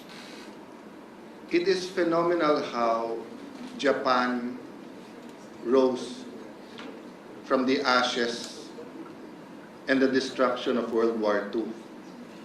But it's equally phenomenal how Japan built its relations with its neighbors and its status or reputation among the countries in the world in such a short period of time. And while being a little bit sensitive, but being bold, Japan still has issues now and then with Korea and China when it comes to World War II. So it is also phenomenal how in such a short period of time, Filipinos and Japanese, or the Philippines and Japan, went from bitter enemies to people doing business together, through two preferred partners, and now enjoying a true brotherhood or sisterhood. So I remember, Your Excellency, that during the time of President Duterte, there are a couple of times that we were in Japan, and whether it was with the media or with businessmen, I would tell them very frankly that people my age and a little bit older, our grandparents, if you mention Japanese, they will really get mad. Because the horrors of World War II was still there, no? The cruelty suffered, the animosity, etc. Then when my dad was a, not young lawyer, but gitna na ng career niya, siguro 80s, di ba? 80s, mid-80s going to the 90s. You know, whether it's law firms, whether it's hotels, whether it's mining, transportation, preferred partners were the Japanese. Even in tourism, di ba? Whether you talk about Cebu, you talk about areas in Mindanao, Baguio, whether we had an official campaign or not, we really wanted to attract Japanese tourists. And during this time, slowly but surely, our development assistants and working with JBIC, JICA, their consultants, the studies that they graciously provided, was it the LRT or basta yung mga nauna natin mga trains, di ba, and everything sa airport. So we woke up one day where you have this intimate relationship. Then you wake up also with real life disputes in the West Philippine Sea, and of course Japan and China also have a dispute. And then you wake up 2022 where no one said that there will really be a conflict or of that magnitude between Ukraine and Russia. Then it's happening. And then everyone says the Middle East is volatile, but suddenly Iran, Israel, US, and then the rest of the world is suffering. No? So my point, Mr. President, is the phenomenal rise of Japan and its people also presents so much opportunities. That's why I like that verse, because nations need guides. And sometimes you need an outside guide. And the Japanese and the Japanese people, the Japanese businessmen, you know, can be not only a partner, but a wise counselor and guide to the Philippines. And also us in certain issues. For example, migration is now and then an issue in Japan, and of course we have more than 10 million Filipinos abroad, and Japan has hosted many Filipinos. Sensitively, we were saying, because one of the problems, of course, of Japan is the birth rate. That's why di ba yung population of Japan, and we were saying, because usually Japanese couples only want one child. But when a Japanese and a Filipino gets together, whether the man is Filipino or the woman is Filipino, they don't only want to have one child. They want to have at least 2 or 3. So we were saying that even in that aspect, we can share some expertise in a bigger family. Unfortunately, this year, very steep din ang pagbaksak, di ba, ng ating birth rate, no? Having said that, Mr. President, we're here to honor the ambassador because in such a short period of time, he has done so much. So I think we're unanimous, Your Excellency, in saying thank you.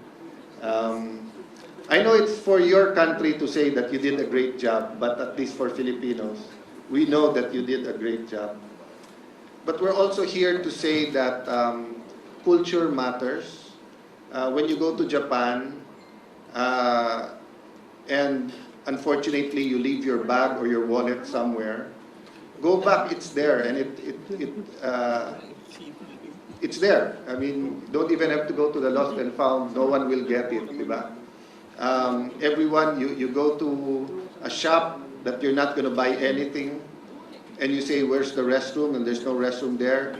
They'll excuse themselves, go out the door, and walk with you for a while and point you where it is. No? So there's a lot of things to learn in terms of culture. So I hope that the last few months of our ambassador here, of course we all hope you're extended, but if not, the last few months, we can continue to work on more exchanges, more exchange students, more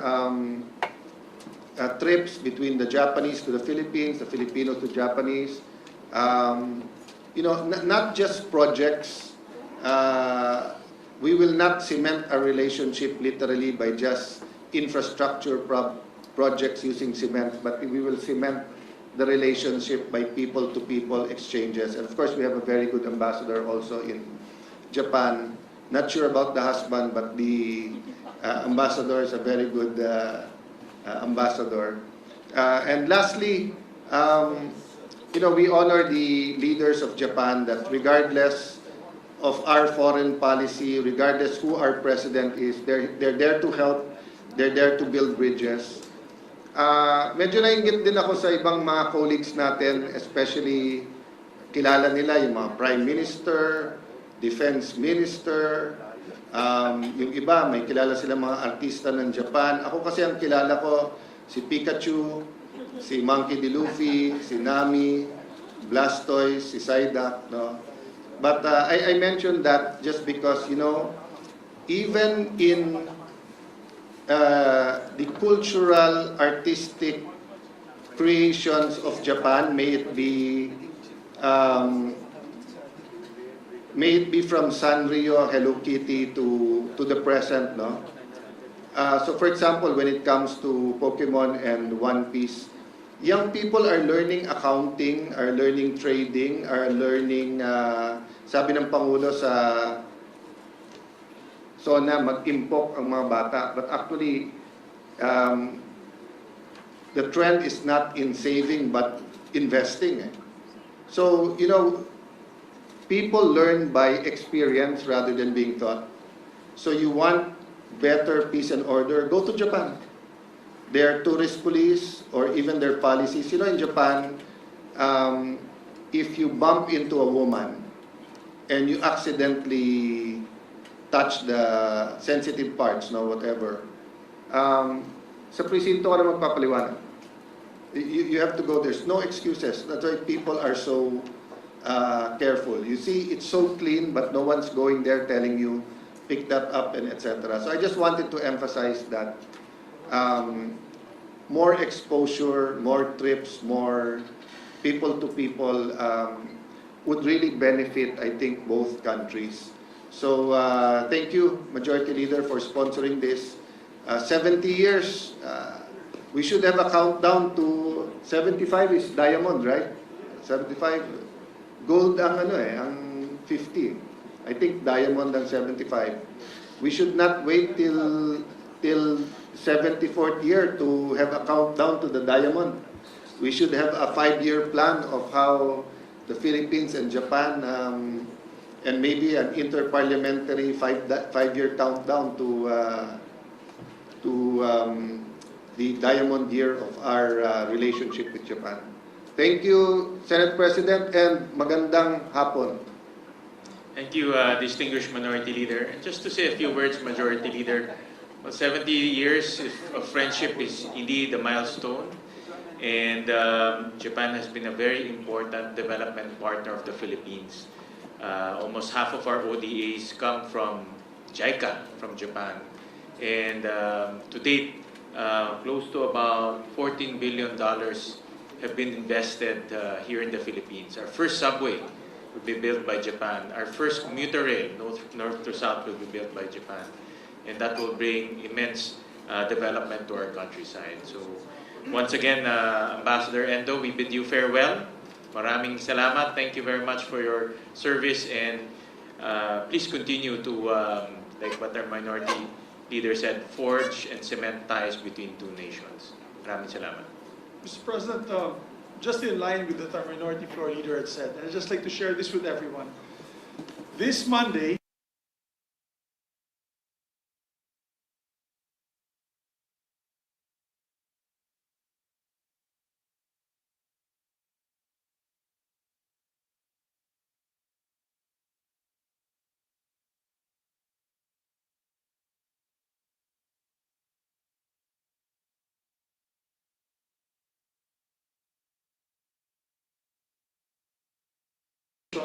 and as I mentioned earlier during my speech earlier, they're the same people who visit us, are the same people who fight for us when we need assistance, help in terms of defense cooperation, economic participation, and trade with Japan. And I'm so happy that we are having more members of Parliament of Japan visiting us in the Philippines, and we should reciprocate. As a matter of fact, we're planning, Mr. President, your chairman of the Philippine-Japan Friendship Association, yours truly, is planning a November trip, first week of November trip before the scheduled sessions on November 9 to be able to also visit once again Japan. And I'm inviting all our colleagues here who would like to join us both from the minority and majority. And we'll have hopefully a high-level delegation meeting in Japan, Your Honor, Mr. President. Majority Leader, you being the President of the Philippine-Japan Parliamentary Friendship Group, you're tasked to entertain our guests. Yes, sir. Coming here. I will do that as your orders. We will host them and take care of them. Mr. President, I just want to put on record a total of 14 senators that sponsored and co-sponsored this resolution. I think one of the most for a resolution honoring a nation partner and friend to us. I just want to let the ambassador know that usually when we have we're celebrating an anniversary for a friendship of another country, marami na po yung 5 na magtatayo, no? 5 would be a lot to stand up and sponsor the measure. We have today a total of 14 senators, and I know a lot more want to co-sponsor this to show our gratitude to Japan. As mentioned by Senator Alan Cayetano, yung alam niya is Pikachu and the others. Nung bata po kami ni Senator Alan, Bolt is 5. Si Steve, Little John, Koji Kabuto, of Mazinger Z. Akala ko po nung bata po ako lahat ng Hapon ay ganun yung itsura. Itsura ni Koji Kabuto. And so, with that, Mr. President, before we adopt the resolution, I'd just like to make one insertion, amendment to the resolution, if possible, with the permission of the body. On page 2, after line 7, we'd like to insert a new paragraph that reads as follows. Whereas The long-standing partnership, mutual trust, and strategic alignment between the Philippines and Japan is further exemplified by high-level engagements, including the historic address of Prime Minister Kishida Fumio before a joint session of the Philippine Congress in November 2023, the first of its kind by a Japanese Prime Minister, and the address of President Ferdinand Marcos Jr. before a joint session of the National Diet of Japan in May 2026, a rare distinction and regarded as a high diplomatic honor. I move to insert Is that. there any objection? Hearing none, the amendment of our Majority Leader is hereby carried. And Mr. President, with the permission of the body, to make all members, all 24 members of this institution, as co-authors and co-sponsors. I so move, Mr. President. All senators are deemed co-authors and co-sponsors of this measure. With that, Mr. President, I move to adopt proposed Senate Resolution number 502. Is there any objection? Hearing none, Resolution 502 is hereby adopted. May I ask for a minute Congratulations. suspension? Thank you, Mr. President. May I ask a minute suspension of our session to give the parchment, the resolution, to our distinguished Honorable Ambassador and Locasio. Session suspended.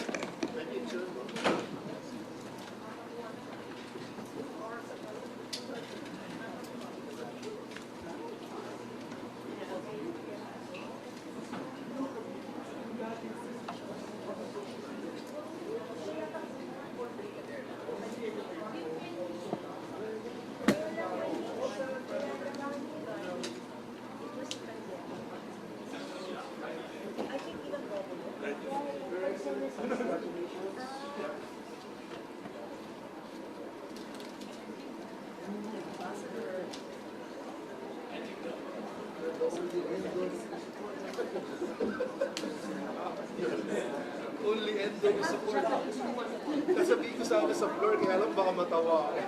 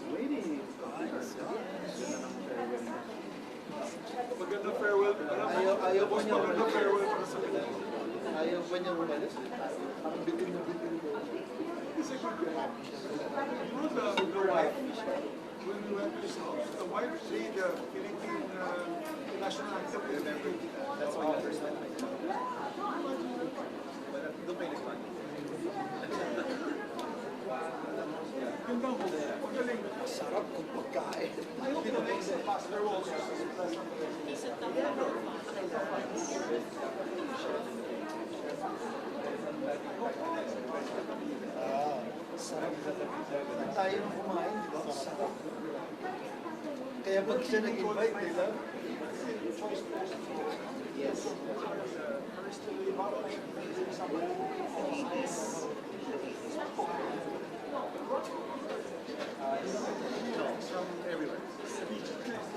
Malungkot siya. Malungkot talaga siya. Malungkot siya. Ito niya talaga. I was trying to make a connection to you to see my life is part of that. Saan magagawin niya?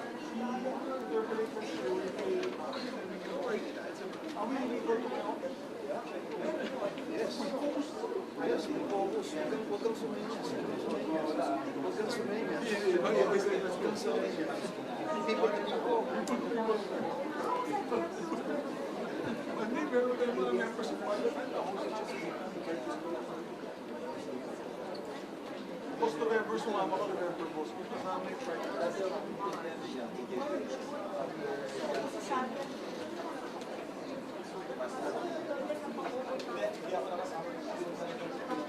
Kasama tayo sa yes, sa France. Uwi na kami, nagkwento siya na natanggalin uwi na. Uwi na tayo. Sa France. Traffic, grabe. Sa England, kasama ni Post Gregory. Lagi late. Tapos siya yung head na delegation. Ikaw ang tagasalit. Ayaw niya gusto niyo mag-grocery sa labas.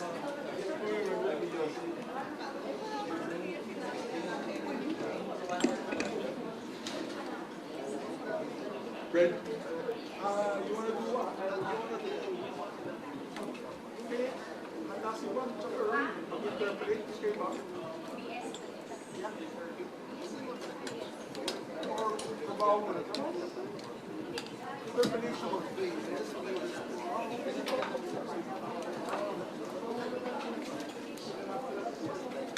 Session resumed. Thank you very much, Mr. President. Mr. President, I move that we resume consideration of Senate Bill number 2272 under Committee Report number 71. Is there any objection? Hearing none, motion is approved. This is the strengthening our nutrition program. To sponsor the measure, may recognize Senator Bamakino, and to interpolate, I believe Senator Erwin. We recognize the sponsor of the measure, Senator Bamakino, and to interpolate, Senator Erwin Tulfo.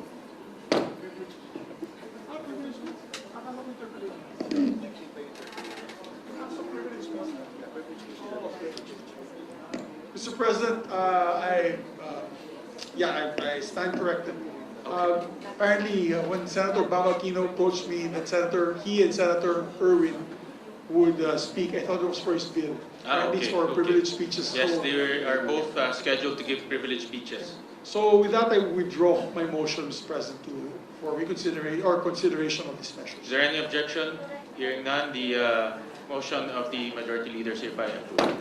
May we recognize our Minority Floor Leader, Mr. President, to elect the members of his minority bloc for chairmanships? Yes, we recognize our distinguished Minority Leader, Senator Alan. Thank you, Mr. President. And to accommodate our Majority Leader said we want to get to work despite our schedule. So may I also, I will read first those that are pending, then may I also manifest those who have been read, but there might be some changes. So for the Committee on Public Works, Senator Mark Villar. For the Committee on Public Works. For the Committee on Cooperatives, Senator Marcos. For the Committee on Culture and Arts, Senator Legarda. For the Committee on Public Information, Senator Padilla. For the Committee on Sustainable Development Goals, Innovation and Futures Thinking, Senator Pia Cayetano. For the Committee on Tourism, Senator Marcoleta, who is celebrating his birthday today. For the Committee on Civil Service, Government Reorganization and Professional Regulation, Senator Legarda. For the Committee on Cultural Communities and Muslim Affairs, Senator Padilla. Senator Mark Villar will give way to Senator Estrada for the Committee on Financial Institution and Currency, Banks, Financial Institutions and Currencies. But Senator Mark Villar will be the Senior Vice Chairperson, as I manifest now, and will be the acting chair. Then the Committee on Government, Corporation, and Public Enterprise, Senator Camille Villar. Committee on Sports, Senator Go. Committee on Youth, Senator Go. Unless the Majority Leader has any comment, I'll ask for which one? Can I ask for a minute to spend? Session suspended.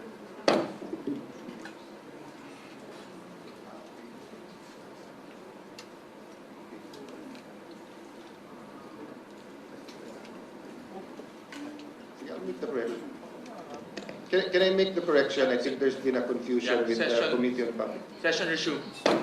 Sir President, to make the correction, so Senator Mark Villar will continue to be Chairman of the Committee on Banks, Financial Institution, Currency. Then I withdraw the nomination of Senator Jinggoy for the Committee on Public Works.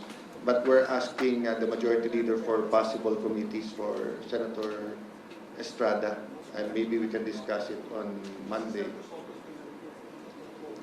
Yes. If there's no objections, maybe it can be an omnibus motion to elect the following to the Is there any objection? Hearing none, the motion of the Minority Leader is hereby approved, subject to the changes he mentioned. And for the Deputy Minority Leader, Senator Amy Marcos. Is there any objection? Hearing none, Senator Amy Marcos. So for the record, we are not anti-Marcos because we're electing Amy as the Deputy Minority Leader. Senator Amy Marcos is elected as the Deputy Minority Leader. Thank you, and we'd like to also reflect that as Deputy Minority Floor Leader, she'll be member of all committees as ex-officio member. As Regular member. so recorded. So Thank noted. you. Mr. President, to avail of the privilege hour, may we recognize our distinguished colleague from Palawan and Republic of the Philippines, Senator Erwin Tulfo. We recognize our distinguished colleague from Palawan, Senator Erwin Tulfo. Maraming salamat, Ginoong Pangulo. Maraming salamat, Majority Floor Leader. Mahal na Pangulo, mga kasamahan, ang kuryente o elektrisidad ang pangunahing nagpapatakbo sa ating mga tahanan, paaralan, ospital, mga negosyo, at paging sa ating pamahalaan.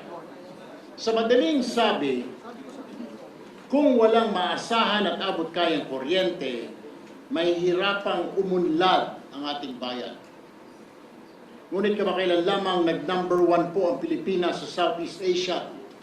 Hindi po sa larangan ng sports, hindi po sa larangan ng edukasyon o ekonomiya, kundi last June, we recorded the highest electricity rates in Southeast Asia at 13 pesos to 14 pesos per kilowatt hour.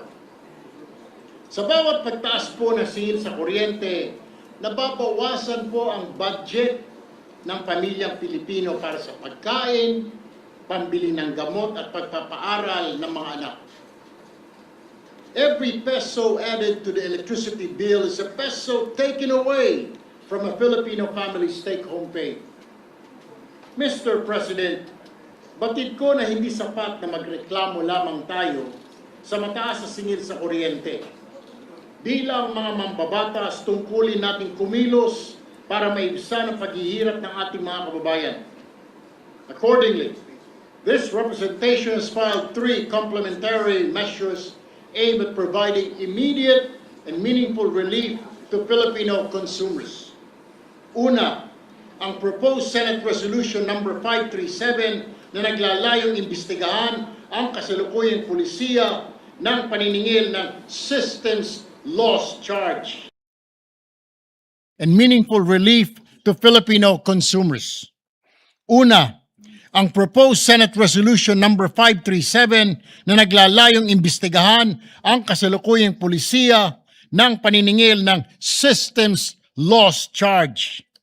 Ang systems loss ay binubuo ng technical losses na natural na nangyayari sa transmission at distribution ng kuryente.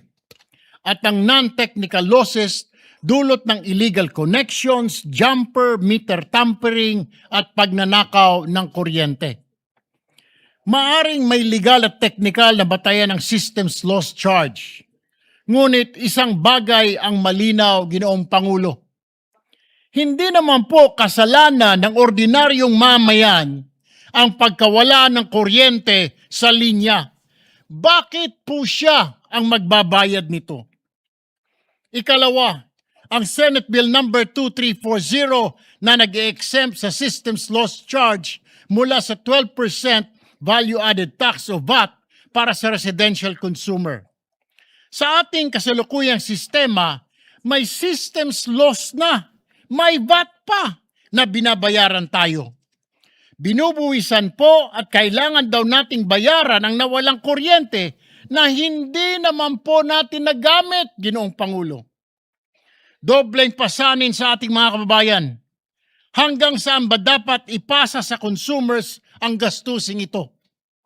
Ikatlo, inihain din natin ang Senate Bill number 2339 na naglalayong tuluyang ipawalang bisa na ang energy tax sa ilalim ng Batas Pambansa bilang 36. When this law was passed in 1979, it sought to encourage energy conservation through an additional tax on high residential electricity consumption. Kaso mo, Ginoong Pangulo, iba na po ang panahon ngayon. Hindi na po luho ang kuryente, kundi pangunahing pangangailangan para sa pag-aaral, paghahanap buhay, komunikasyon, pangangalagang pangkalusugan at sa simpleng pamumuhay na may dangal at dignidad ng bawat pamilyang Pilipino. Ang bawat pisong matitipid sa electric bill ay maaaring maging dagdag sa pagkain, gamot, matricula at emergency fund ng isang pamilya. Ayon mismo sa mga distribution utilities, ang systems loss ay isang regulated pass-through charge kung saan humigit kumulang 5% na karaniwang residential bill ay napupunta rito, habang mahigit 10% naman ay napupunta sa iba't ibang buwis at government charge. Kung may kapangyarihan po ang pamahalaan na suriin ang mga lumang pulisiya at alisin ang mga hindi na makatarungang pasanin, mayroon din po tayong tungkulin para ibasura ito. If we are serious about easing the burden on our people, then we must have the courage to revisit policies that have long been accepted but may no longer be fair, Mr. President. As I conclude, allow me also to acknowledge my fellow senators who have filed similar or related measures. Senator J.B. Ejercito, Senator Kiko Pangilinan, Senator Risa Ontiveros, Senator Lito Lapid, Senator Chis Escudero, Senator Bam Aquino, and Senator Amy Marcos, Senator Rodante Marcoleta, and Senate President Gatchalian. I therefore call on this chamber, both the majority and the minority, to join me, Mr. President, in supporting these measures and in working together toward an energy sector that is efficient, transparent, competitive, and above all, fair to the Filipino people. Maraming salamat po, Ginoong Pangulo. Maraming salamat, Senator Erwin. And it's really about time to revisit the IPIRA bill after many years. At tama ho kayo na kailangan ho natin pag-aralan ulit itong mga ipinapasang charges sa ating mga consumers. Lalo na ngayon na napakataas po ang binibayad po ng ating mga consumers. The highest in ASEAN. So maraming salamat. The sooner we can get this hearing going, the better for our consumers. Senator Bam Aquino, I think you'll also deliver a privilege speech. We recognize the gentleman from Tarlac, Senator Bam Aquino. Maraming salamat. Mga kaibigan, mga kababayan, Mr. President, karangalan ko po ngayon na pag-usapan ang isang bagay na talagang nakakabahala. Ang estado ng ating maliliit na negosyo or MSMEs. Bago pa man po tayo pumasok sa Senado, malapit na po ang maliliit na negosyo sa ating puso.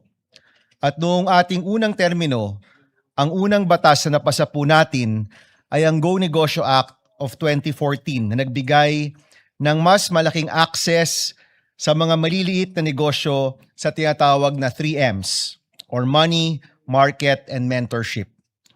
Ang Go Negosyo Act po ang nagtatag ng mga negosyo center sa lahat ng syudad at munisipalidad upang mailapit ang mentoring, training, financing at business advisory service sa ating mga maliliit na negosyo. Sinulong din po natin noong unang termino ang Philippine Competition Act na nagbigay ng patas na laban sa mga negosyo at mas matibay na proteksyon sa mga namimili. Kaya napakalaking karangalan po na bumabalik tayo bilang chairperson ng Committee on Trade, Commerce, and Entrepreneurship. At noong Lunes na binuksan ang second session of the 20th Congress, natuwa po kami na isa sa mga pinangalangang priority ni Senate President Win Gatchalian ang pagpapalakas ng ating ekonomiya at pagpapagaan ng pagnenegosyo ng ating mga MSMEs. Ito rin po ay naging panawagan ng Pangulo sa kanyang SONA na tulungan ang mga maliliit na negosyo sa gitna ng krisis ng pagtaas ng presyo ng bilihin, kuryente at krudo.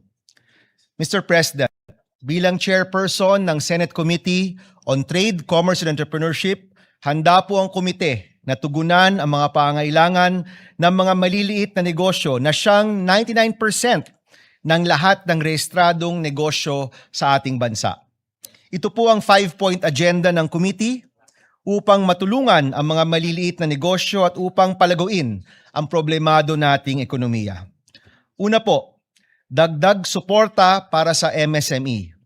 Priority po natin ang amendments sa Magna Carta for MSME at sa Go Negosyo Act. Alam niyo po, nagbago na ang muka ng maliliit na negosyo. Nung una po nating term, nung pinasa ang Go Negosyo Act of 2014, nasa isip po namin ay sari-sari store at karinderya. Pero ngayon po, kasama na sa listahan ng MSME ang mga online seller, ang mga freelancer, ang mga content creator, ang ating virtual assistant at maging mga magsasaka at maliliit na food processor. Kasama rin po sa MSME ang ilang startup, social enterprise at iba pang mga makabagong negosyo. Kaya panahon na pong i-update ang mga batas para i-define ang MSME, para mabigyan sila ng tulong at para matugunan ang mga panibagong pangangailangan at panibagong anyo ng ating micro, small, and medium enterprises. Kasama rin po dito ang pag-amendya sa ating unang batas noong 2014, ang Go Negosyo Act. Layunin po nating gawing mas makabuluhan ang bawat negosyo center para maging tunay na katuwang ng bawat maliit na negosyo at entrepreneur. Palalawakin po natin ang access to capital, access to microinsurance at iba pang suportang kailangan ng ating maliit na negosyo. Pangalawa po sa agenda, panahon na rin pong seryosohin ang creative economy bilang isa sa mga bagong makina ng paglago ng ating ekonomiya. Matagal na po tayong nanonood, nakikinig at natutuwa kapag kinikilala ang mga Pilipino sa pandaigdigang entablado. Mula BINI, SB19, Filipino filmmakers, animators, game developers, Filipino fashion designers, graphic artists, writers, meron pong renewed interest in Filipino culture, food, and creativity. Kaya kailangan po nating suportahan at tulungan ang industriya na ito. Ang inspirasyon po natin ang Coca ng Korea, kung saan saklaw po ng ahensyang ito ang pagpapalaganap ng Korean culture sa buong mundo. Nais natin makita ang isang ahensya ng ating gobyerno na siyang kumakalinga sa ating Filipino creatives at tumulong sa kanilang expansion dito po sa pandaigdigang entablado. Third agenda po, isang massive local farmer and MSME support and voucher program. Isa po sigurong evolution ng sagip-saka ni Senator Kiko Pangilinan, kung saan ang gobyerno po can leverage its huge budget to buy directly from our local farmers and MSMEs. Ang hangarin po dito ay isang inclusive supply chain na kung saan ang parehas na binibigyan at pinagkukuhanan ay nakikinabang.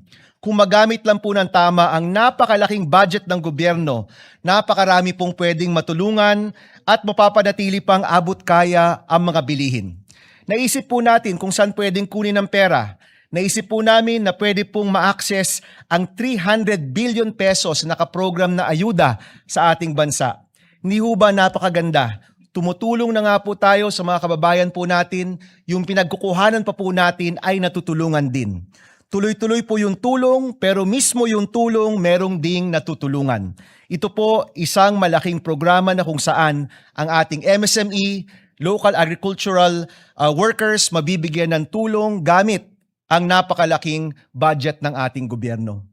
Pang-apat po, magsusulong po tayo ng mga reforma para suportahan ang mga industriyang nagpapayaman sa ating bansa. Ito rin po ang mga industriya na kailangan protektahan at palaguin dahil sila po naglilikha ng mas marami at dekalidad na trabaho para po sa ating mga kababayan. Kabilang po dito ang IT BPM industry, ang semiconductor at electronics industry, kasama rin po ang shipbuilding na kasama sa blue economy. Sa opisina po namin, ang tawag namin sa industriyang ito, mga team payaman, dahil ito po yung mga nagpapayaman sa ating bansa. Panglima po at panghuli, magsasagawa po tayo ng mga pandinig upang solusyonan ang mga nagpapahirap sa buhay ng mga maliliit na negosyo. Ito naman po yung team pahirap. Naghearing na po tayo dito. Naghearing na po ang Blue Ribbon po noon tungkol po sa mga LOA ng BIR na minsay ginagamit bilang pagkakataon para sa panggigipit at pang-aabuso. Ito po isa sa mga pahirap sa ating maliliit na negosyo. Nandiyon po yung FDA kung saan napakabagal ang pagproseso at nagiging hadlang sa pagpasok ng mga produkto sa merkado. Nandiyan po yung Bureau of Fire kung saan napakaraming reklamo pagdating po sa di makatwirang inspection fee at yung pagbebenta ng mga fire extinguisher at iba pa. Ilan lang po ito sa mga nagpapahirap sa mga maliliit na negosyo na kailangan na pong itigil at hanapan ng solusyon. Mr. President, alam po natin na hindi madali magnegosyo sa Pilipinas. At ayon rin po sa mga eksperto, inaasahan pong tataas ang presyo ng bigas at presyo ng bilihin sa mga susunod na buwan. Now is the time to come together to help and protect our countrymen from price shocks, to support their businesses para lagi pong may trabaho ang bawat pamilyang Pilipino. Ito po ang 5-point agenda ng inyong Committee on Trade, Commerce and Entrepreneurship. Tulong sa mga maliliit na negosyo, panibagong mga programa para sa isang inclusive economy, suporta sa ating creative economy at mga industriyang nagpapayaman at nagbibigay ng trabaho sa Pilipinas at pagtigil ng mga nagpapahirap sa mga negosyante. Ito po yung pangako natin sa bawat maliit na negosyo na araw-araw pong nagsusumikap para sa kanilang pamilya at sa kanilang mga empleyado. Kasama niyo po ang Senado sa paglikha ng mas maraming trabaho, mas maraming oportunidad at mas maunlad na kinabukasan para po sa bawat Pilipino. Maraming salamat, Mr. President, and we hope for everyone's support for these measures. Thank you very Maraming much. salamat, Senator Bam. At yan po ang nakakalungkot. Gobyerno pa mismo nagpapahirap sa mga maliliit nating mga negosyante. Kaya maraming salamat at ito ay pinag-usapan natin. At the sooner we can get that hearing, the better, so that we can help our MSMEs, mga maliliit nating negosyante. Maraming salamat sa privilege speech. Majority Leader? May I just ask for a minute suspension, Mr. President? 1 minute, session suspended.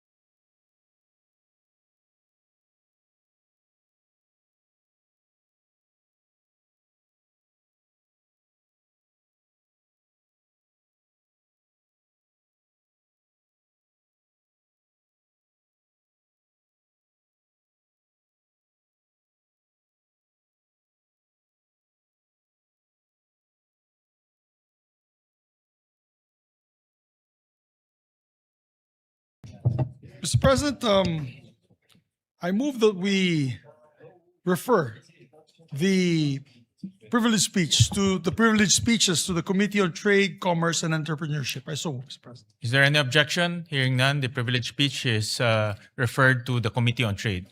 Thank you, Mr. President. I move as well, Mr. President, to yes, and the Committee on Energy for the speech of Senator Erwin Tulfo. Is there any objection? Hearing none, the privilege speech of Senator Erwin Tulfo is hereby referred to Committee on Energy.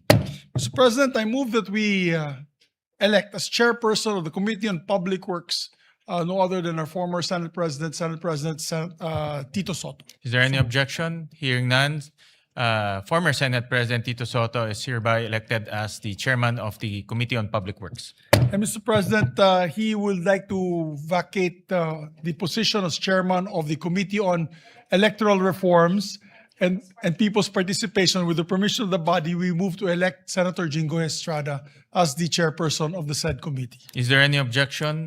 Hearing none, Senator Jingoy Estrada is hereby elected as the chairman of the Committee on Electoral Reforms. Yes.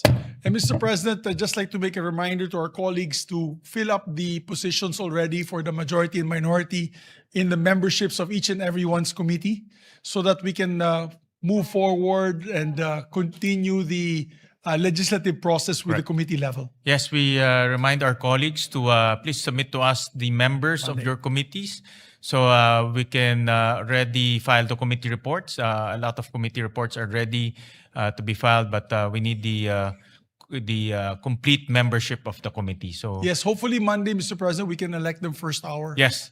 Yes. Yes. So we'll remind the chairpersons to submit the committee members. Before we end today's session, Mr. President, I would just like to announce that we have a special guest in the gallery today. He's one of my idols because I'm in the martial arts, field. He's Grandmaster Regan Machado of the Brazilian Jiu-Jitsu BJJ. He's the Grandmaster and pioneer of the sport in the United States with a 9th degree black belt. He's a red belter, Mr. President. He's here with us today. Welcome to the Senate of the Philippines and welcome to the Philippines, to our country. Yes, it's his first time to the Philippines. He's together with Jom Sandoval and Sani Berueco. He's also the trainer, choreographer of many films, including Action John films. Wick films, including John Wick, Mr. President. We also have our own action star here. Yes. But he's He not was here earlier. present now. No. So we'd like to welcome him to the Senate, Mr. President. Welcome It's to an the honor. Senate of the Philippines. Thank you. With that, Mr. President, just a minute suspension, Mr. President. Session suspended.